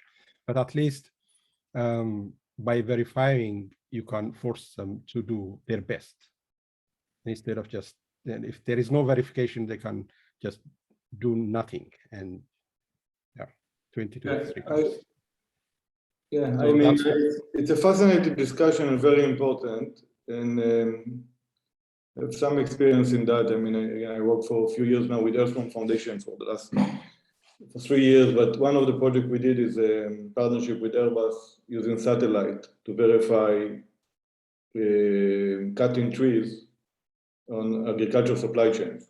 So how can we give Nestle, how they can know if in their palm oil supply chain, farmers are cutting trees right now, right? So kind of we put all the supply chain of Nestle and very, very over in Indonesia up to the farmer mills, refineries, and if trees are being cut, there was a verification for that. The challenge there is that the costs are very high, right? Nestle pays a few $1 million a year for something like that. But if we look for verification at scale, and Veritree, I had a chat with them, by the way, after. I had a chat with them after the conference as well, and we spoke about the verification process. And it's still something that they are working on. I mean, they're an amazing company and so on. But if we want to plant 20 billion trees, in my view, it has to be done. You have to be there, satellite technology, you have to be involved there, but you need to reduce the cost basically for verification. And there are some solutions that are working on that. Anyway, but that's something that I think is very interesting to follow this type of projects. You must include somehow satellites or drones. I mean, it will still be too expensive. So it has to be satellite and reducing the cost basically of high resolution images. That's in my view the only way to do it at scale today. But I mean, otherwise they put today the Veritree, they put cameras and they put some sensors, right? And then they use local NGOs, all very credible, very good quality and so on. But over time, it's something that how you maintain it over time. It's still something that is quite tough to manage and costly, right? There is cost of people on the ground, people that verify. I mean, it's very costly. Anyway, just wanted to put it out there. It's also something that when I was working in the foundation, working about something like this for regenerative agriculture using satellite. That's a huge issue by itself for climate change. But yeah, in my view, I mean, there is the verification part is still not fully solved. I mean, do we know out of the 750 million trees, how many trees are still there, for example? It's a fair question. Do someone have estimation of that? I agree, a lot of money will go, but yeah. Maybe there's a way to incentivize people to check, over time. Yeah. They've got the GPS of the particular tree. They can go by, take a picture of it. They've got the data involved. and a portion of whatever the value in that tree growing over time goes towards the people that are actually verifying it. Sean from LitterCoin has this quite well figured out with picking up litter, and 100, you need to do 100 verifications before you are actually legit. Because if you watch Seaspiracy, you know that people can be bribed. The verifiers can be, they're not real, and it's very hard for a consumer to know. I want to speak to the elephant in the room here, though, about the trees that are actually existing, because my understanding is that a planted tree doesn't really absorb the carbon for several years. And we've got these massive carbon sinks falling to the ground and getting shipped, turned into toilet paper in BC. And the indigenous communities are being robbed because they have the government's saying basically you clear cut this land and get a tiny % of the money or nothing. There's nothing you can do about it. So they're giving in. They don't have any other options. And I would love to see an option where people say, okay, instead of clear cutting, we are going to give you X number of dollars towards preserving this ecosystem. And it carries on that carbon sink over time. Right now, when we cut it down, we're throwing away an asset that generates a carbon sink from now till forever, until it falls. So I'm, really interested in figuring out how to turn the planting. I have 10 acres here, and our forest is starting to grow in. Up until about 15 years ago, it used to be tilled, and any new trees were turned under. And now I'm watching them. The other day I was back there with my daughter, and I see a little sprout. How is it possible maybe for a farmer to go, okay, let's allow these trees to come in. Here's a picture of it.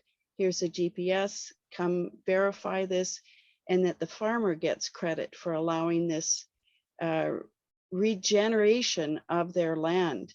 Not necessarily humans planting things, but allowing Mother Nature to take over. As I observe our field, it's absolutely fascinating what happens.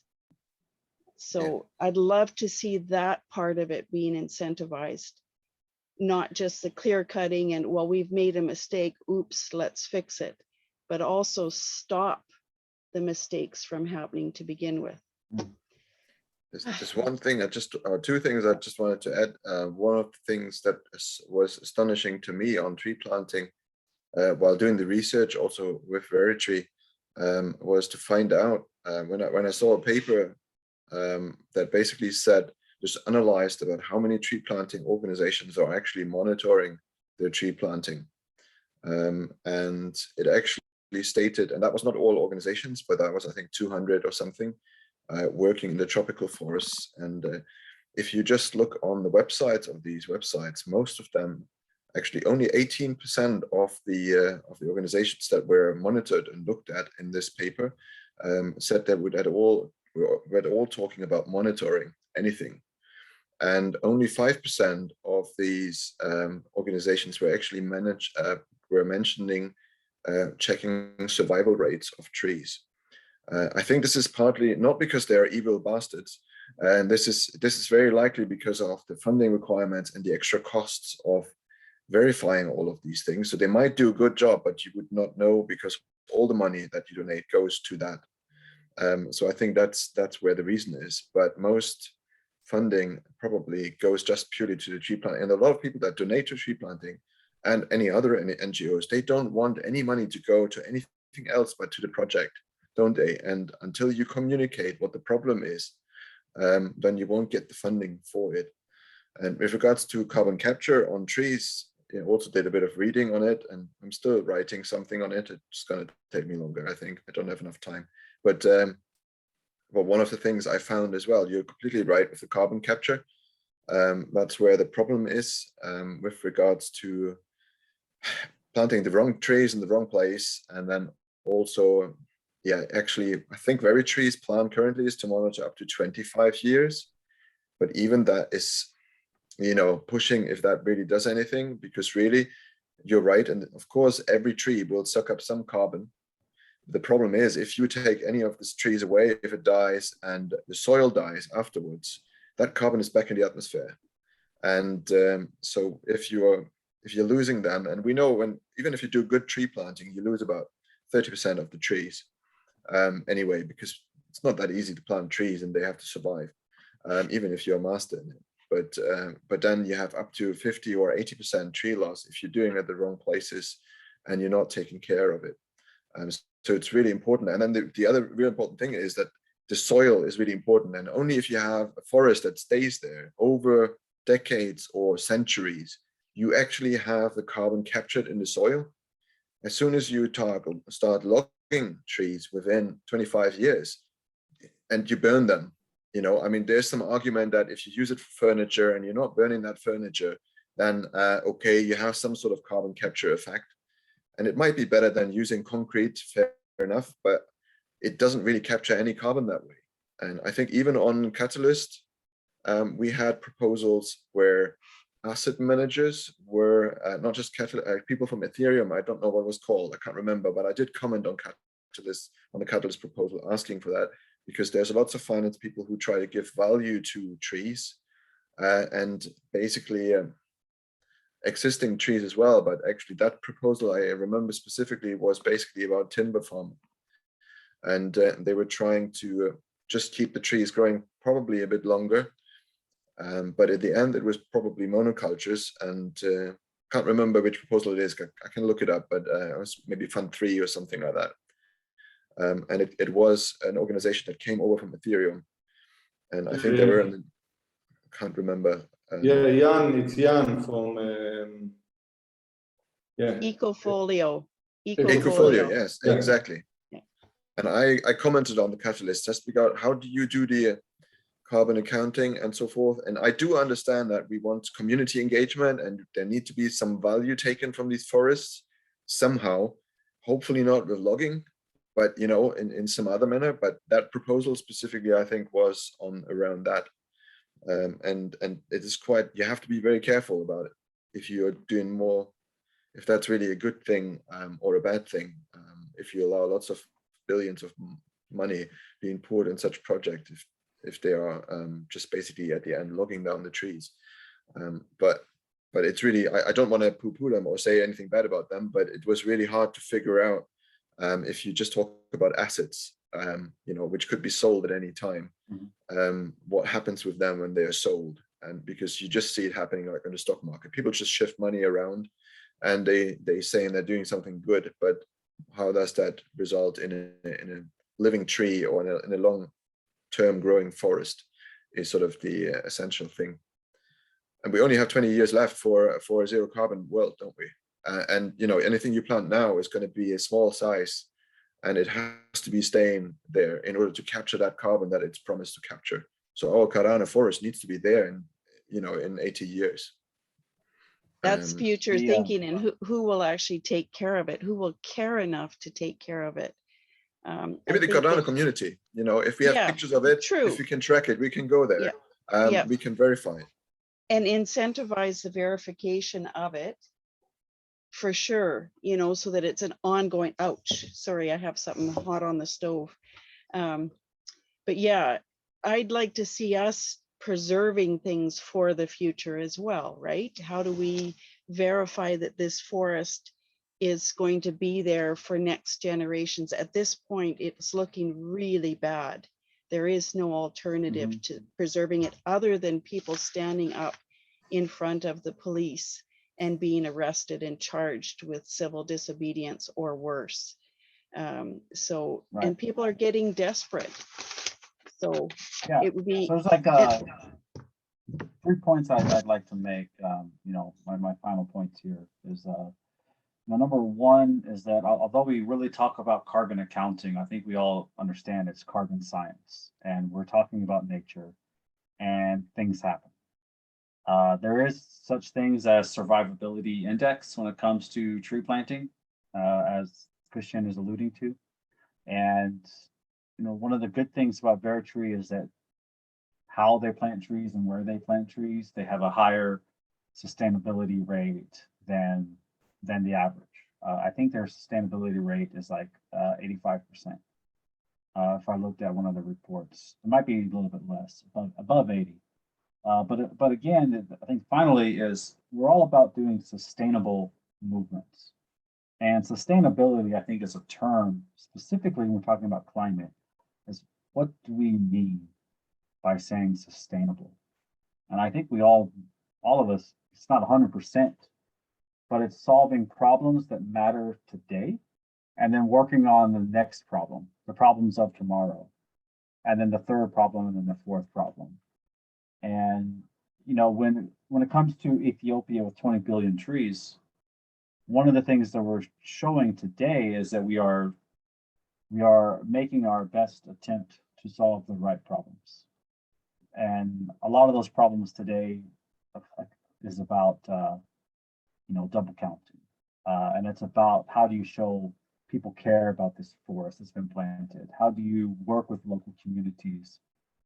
How do you even create a relationship with local communities to not just, you know, overrun the forest and cut down all the trees?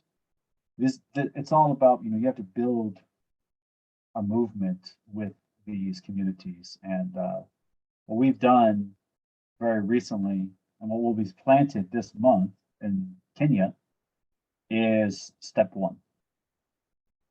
And there's many more steps to go. And, you know, when we look back and we see what we have accomplished, we can see that sustainable movement over time. And I'm sure that in 5 years, many of us will probably take a flight to Kenya and start walking through the actual Cardano forest. And if I could work with any government around the world to replicate that, I would consider that to be a success for the Cardano ecosystem and at any stage, as long as it continuously moves towards that goal of where we want the world to be. Let's not take a flight. Or I guess a boat ride would be the right way, huh? Or maybe I take a bicycle. Or a virtual trip. And, you know, because by that time we'll be aware of our carbon footprint and being very careful to be offsetting it in everything that we do. I've got a bit more catching up to do. So I like the idea that the younger generation will be aware of it right off the bat and they can start making those movements. I have a lot of catching up to do, so as most of us do. Yeah, many times when we speak about carbon offsetting, just we need to remember that we, our generation, put a lot of carbon out there. So we don't need only to offset this year, we need to take it out, right? A bit from the atmosphere. So, I mean, we also have kind of our life cycle of carbon that we put. But yeah, but I mean, I agree. I mean, it's amazing. We need to start somewhere. And I think what Christian and Stefan did and Cardano, I mean, they're doing the steps. I mean, and now we need to help and do another step. And I think this is why, yeah, we would love to help any way we can. I would love to help any way I can. I think we as a community, and yeah, these steps are important because I think when we speak about, we did a lot of questions like Melanie started the conversation today, okay, what do you feel about climate? And a lot of people feel powerless, right? That's the feeling. What can we do? I mean, we are powerless. But actually we can do. I mean, each one of us can do, and then SPOs can do, and then the foundation can do, and we can start doing stuff, right? And then become a solution. So I think that's the, yeah, that's the message. Jeremy, were you going to be able to be at the event on the 23rd or not? Catalyst. So I'm in Taipei, Taiwan, and right now it is 1:15 in the morning for me. Oh I'm my goodness. stretching myself just to be on this call, and I can never Thank make you. Catalyst calls. But And you know, there is a Eastern town hall on Saturday that is it is reasonable for me to attend. And that's a really good point, because we do have to work on a different time. Maybe we'll repeat something for the Eastern Hemisphere. And thank you for that. I had no idea. Shows massive dedication on your part. Yeah, no idea. I can't stay up that late. I'm incoherent at the best of times. and not at 1:15 in the morning. So thank you very much. I did put the link in for the meetup for the rest of you. It looks like Sean from Littercoin is here, which is fascinating. He presented last week. Christian, wow, I don't know if you guys want to carry this on. I would suggest Sean just does like 2 minutes of what his project is, and you guys will start seeing some connections. Sean, you want to jump in? Hey guys, I'm always good to jump in, you know me. It's getting dark early. My name's Sean. I'm the founder of Open Litter Map. It's a citizen science game. We're cleaning the planet into a game. It's open source, it's open data. Research has been going on a long time. I did 2 masters to develop the methodology, and after I developed the methodology in university, studying geography, and I was introduced to the concept of tokenization. So I wanted to create an incentive for people to do the work. And rather than filling a house or a room full of, bracelets and posting them around the world, I thought, why don't we tokenize the data collection process in order to create an incentive and help unlock some of society's data collection capacity. So all around the world, millions of people have been equipped with these handheld supercomputers. Insultingly, we call them just phones, but these supercomputers can collect amazing data about where you are and what you're finding. And we have yet to harness this unprecedented human potential of involving huge numbers of people in data collection. So I tokenized citizen science. What I did is I took the principle of proof of work from Bitcoin. So the Bitcoin proof of work algorithm rewards people for participating in the network. And I took that same idea, but applied it to people doing activism and participating in science and collecting data about the environment. So Littercoin is the first token rewarded for collecting GPS data. But our community isn't interested in most of the crypto related stuff. So we made the decision to make it very friendly for people who are new to crypto. So crypto has two big barriers to mass adoption. And we fixed both of them. One is there's no exchanges. So we don't list the token on any exchange. We don't want it on any exchange. And so they don't have to overcome that technical barrier of signing up to an exchange. And number 2 is the user doesn't have to part with any cash, so they're not investing in anything.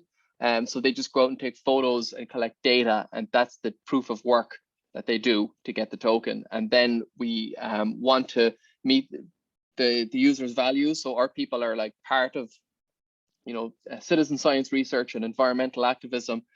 So the token Littercoin can only be spent in zero waste stores.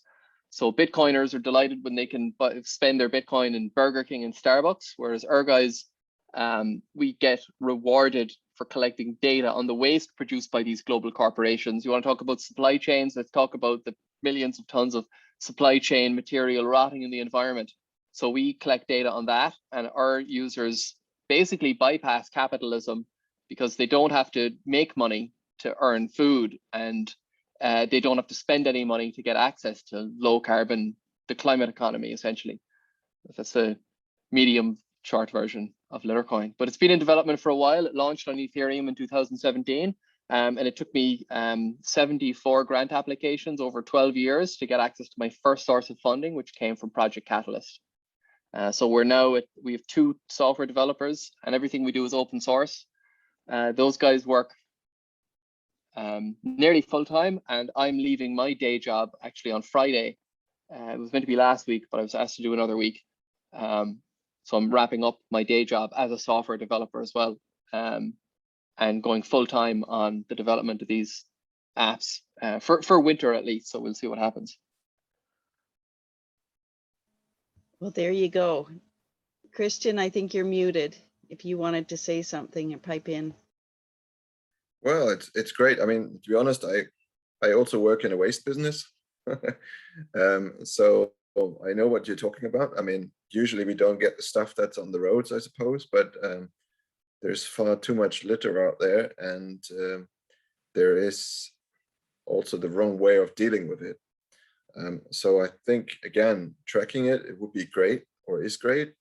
I'm wondering, like, I mean, how it works or how it's going to work. I mean, I'd certainly look it up. I think I'd seen it before somewhere, but yeah, I'm always, I mean, I should probably be very fond of this NFT and token stuff, but honestly, it doesn't motivate me to have a couple of coins on my phone or something like that. That's not why I do things, but it seems to be used by some, you know, if it's nice art, okay, fair enough. But you know, I'm already spending too much time on my computer anyway. So if it's motivating people, it's great. And actually, this technology is sounding like very similar to what Veritri is doing, basically using a smartphone to collect data. And I think it's certainly something that has to be developed and will bring hopefully big, good things around. So yeah, I'll have a look into it a little bit more. I like how Sean takes it one more level. He incentivizes people to pick up the litter, verify it, do all these things, and be rewarded for it. And then those rewards aren't turned into cash that could be spent anywhere. They're turned into something that actually helps develop the circle economy and build up people that are actually doing something different. So the effect of this litter coin is much deeper than just taking a picture. It actually supports the people that are trying to do the right things. So I love that about this project.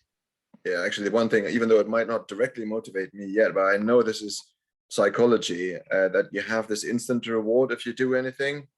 And that is certainly, that's what marketing does, obviously, with their coffee cups as well. But if you can do the same thing for a good cause, that's and it gets people going and collecting things and then have competitions on it and so forth.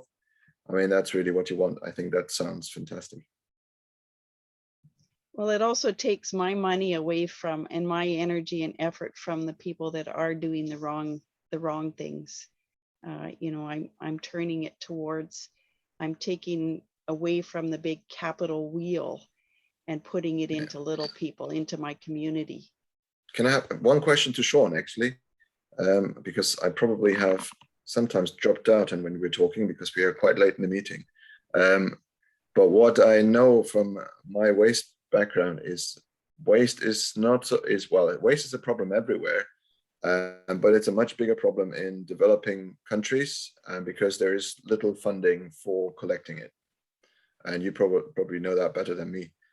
So is the aim to roll that out more in, you know, in developing nations, or can you say a bit more about that?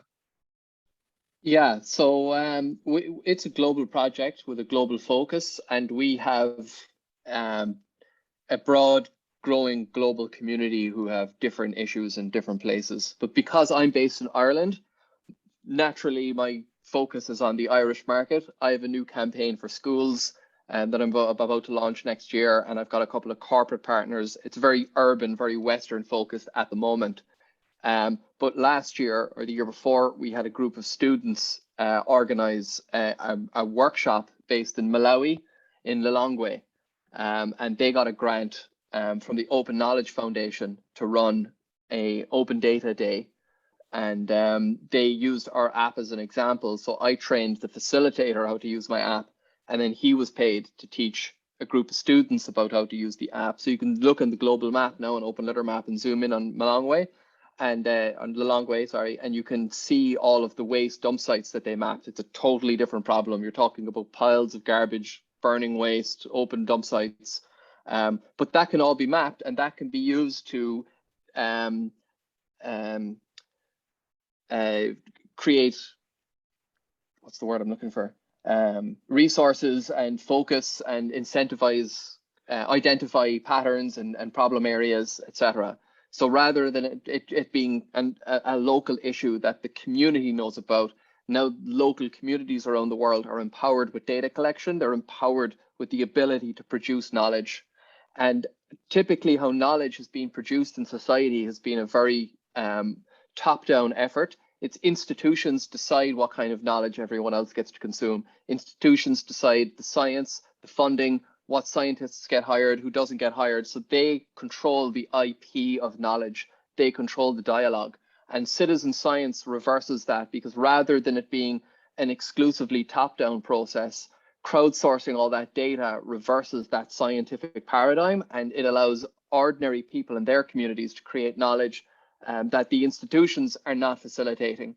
So science has become sanitized by this institutional dialogue, which has its place. Some things they do incredibly well, but it's not geared towards crowdsourcing data from huge amounts of people. That's partly because institutions live in a paradigm, and they've got their knowledge is situated with certain language and certain results and certain expectations, certain outcomes. And when something new, like suddenly hundreds of millions of people around the world are equipped with powerful data collectors, and we haven't really harnessed this huge potential yet, institutions aren't geared to just totally change everything they do to facilitate that. So they're very slow to adopt.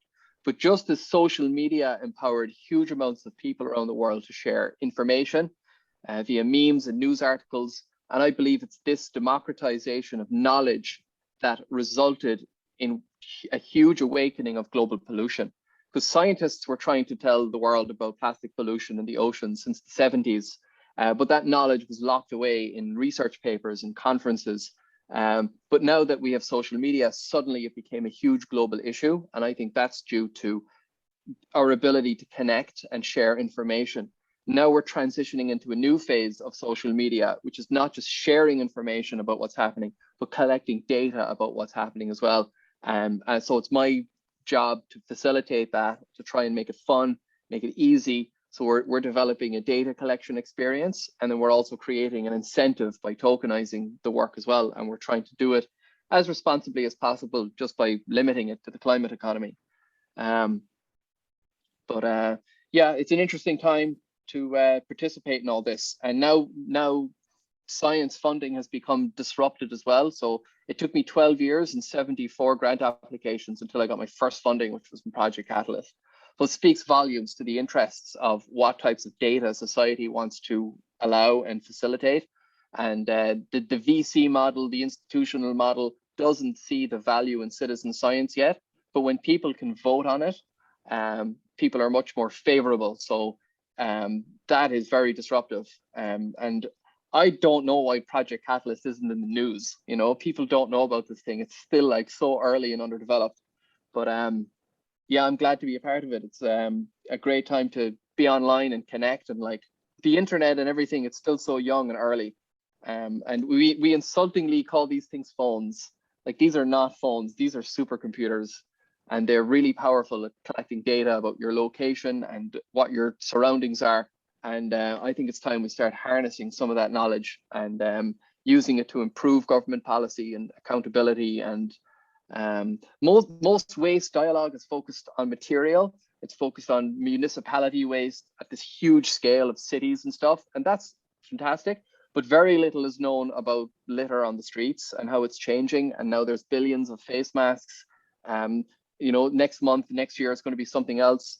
If there's a tax on if there's a tax on aluminium cans, might see more broken glass, things like that. You know, more broken glass in the street, more pets are getting injured. If more pets have to change where they move, they might move into areas where dog shit is now in other people's backyards, and then you've got to worry about people in wheelchairs getting their hands dirty. So litter is very interesting because it's this way to capture what a society is doing at the moment. There'll always be some litter, and you know, if there's needles in the playground, you can tell what kind of drugs are being consumed. If there's broken glass everywhere, you can tell that students are probably out the night before partying. You know, cans and bottles stuffed behind hedges and stuff. So we haven't really explored this yet, but I think litter is a very important catalyst for the development of crowdsourcing, because it's everywhere. You don't have to travel very far. Just look out the window or walk outside and you'll see cigarette butts and broken glass and bits of shit everywhere. And it's also very easy to identify. So everyone knows what it is. So it has a very low barrier to entry. And that's an important catalyst to unlock our data collection capacity, I think. But yeah, I'm a litter researcher. I've been rambling for a while, but the passion you have is just so inspiring, and your story all together, all around. We're at the end of what 2.5 hours of our meeting, and you've jumped in with all this extra energy, and it's like, oh my God, I don't have to have coffee for the rest of the day. We do have town hall starting in half an hour, which means that some of us might have to jump off. And Jeremy has a question at 1:30 in the morning, his time. Yeah, just quite curious on what you were funded to do by Catalyst. When I'm looking at your website, I noticed you have donations in Bitcoin, Bitcoin Cash, Ethereum, and Dash. And right now, it looks like Littercoin, according to your 2018 research papers on Ethereum, and if Catalyst is the first time that you received public funding, I'm quite interested to understand how this is being integrated with Cardano at all levels. Yeah, the proposal for Littercoin was mass adoption, to facilitate the mass adoption of crypto, and everything is still really underdeveloped. Even though we've got the funding recently, we've gone through the debugging phase mostly on the mobile app and some improvements on web. But it's the point of my proposal was to make it easy for anyone to get started with crypto. And crypto, as I said, has two big barriers to entry, which is exchanges. They're too technical for many people, and people are not interested in trading. And the other mass adoption, or the barrier, is parting with cash. So Littercoin fixes this, and it reinvigorates the original vision of Bitcoin. So if you look at the Bitcoin white paper, Satoshi invented it as a peer-to-peer mechanism, peer-to-peer cash, but exchanges have ruined the ethos of Bitcoin. Bitcoin has become incredibly centralized, and it's turned into a surveillance coin because so much of it is done over the exchanges. And I think exchanges have ruined the ethos of Bitcoin. So for that reason, pretty much alone, I decided not to have anything to do with the exchanges. I think they have facilitated a lot of the speculation and the crypto crap and the Ponzi schemes and pump and dumps and all that kind of thing. So I'm not a big fan or a big fan of exchanges. I'm more of a peer-to-peer kind of guy. But my vision is to just make it easy for anyone to get started. So the value of Littercoin is that when people use the app, they're automatically earning tokens because it's a column in the database. So it says you are owed 5 Littercoin at the moment. And then we teach the user how to set up a wallet, how to get started with crypto. But it's easy for people to get started with. And it also clears up a lot of that environmental FUD, because so many people think crypto energy bad for the environment, but crypto can be very powerful for the environment because we can now tokenize activism. We can tokenize data collection. We can create incentives to participate in global movements and reward that behavior as well. So Littercoin is about kind of exploring this. It's about innovation, and it's about finding what works. And I'm trying to create a standard that other people can adopt. So there's hundreds of thousands of citizen science projects around the world, but most of them are closed. So you can't access the code and the data, and most of them are run by institutions, so they're just not fun.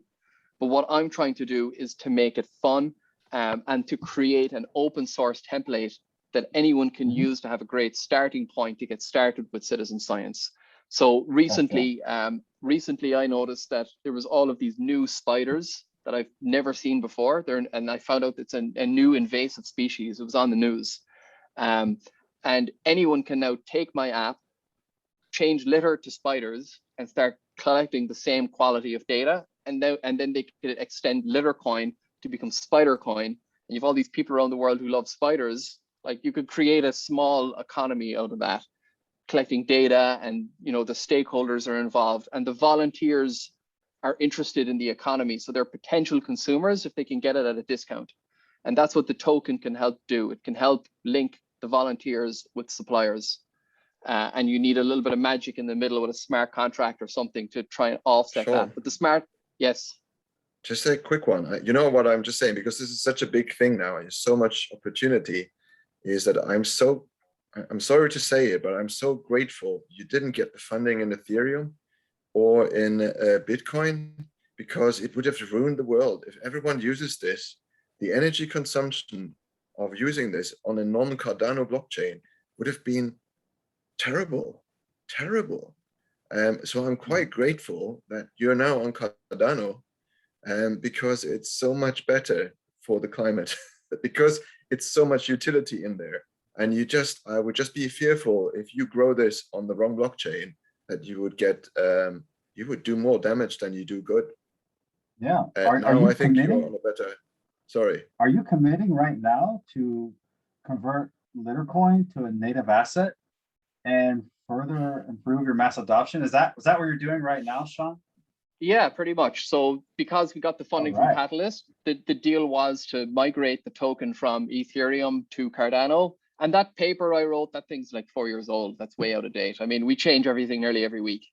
So that thing, like that thing is so old, but it's an important milestone along the journey. Right. Well, but I still, I did apply for funding on Ethereum. I was rejected by the Ethereum Foundation 3 times. And I also had a reply from the Pineapple Fund, who also was not successful but he did give a lot of money to OpenStreetMap. And I take a lot of inspiration from my work from OpenStreetMap. So OpenStreetMap, most comprehensive map of the world ever made by over 2 million volunteers. And it's all open source, it's open data. And when I was introduced to OpenStreetMap, I went looking for something similar that I could use for litter and plastic pollution, but it didn't exist. So I thought, well, we have OpenStreetMap, why don't we just put another layer on top of that to collect all the data about everything that's on the streets? Amazing stuff. Yeah, I love the energy in this community here. Unfortunately, I must retire now and go to bed. It's 1:40 in the morning. But it's a good time to close it up, yeah. Jeremy. Thank you for that. Thank you for so much for being here. You have a place in my heart now. Yeah, so you belong, and thank you for that. I really appreciate it. I think it is time for us to close up. I'm going to leave. Simon is leaving the room open with the recording going. He had to leave. So, wow. Well, yeah. We'll be back next week. 2 of the action we will have next week in the conference is one is to donate to Very Tree project. That's already there. And the second is to work on with Litercoin map. And there's some more action, but this is kind of 2 as well that will be included next week. Perfect. But it was amazing. Thank you really so much for everyone. I mean, wow. Right. Okay, we're good. Thank you to Anything you. else? Thank you to you guys for making it happen. Thank you. Okay, let's just end with goodbye and see you at Town Hall. Thanks, Jeremy. Thank okay, you. Bye. Ciao. Bye. Bye.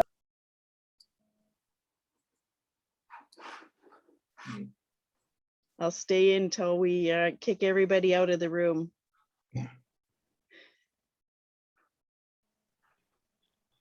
Thanks. It was great. Yeah, wow.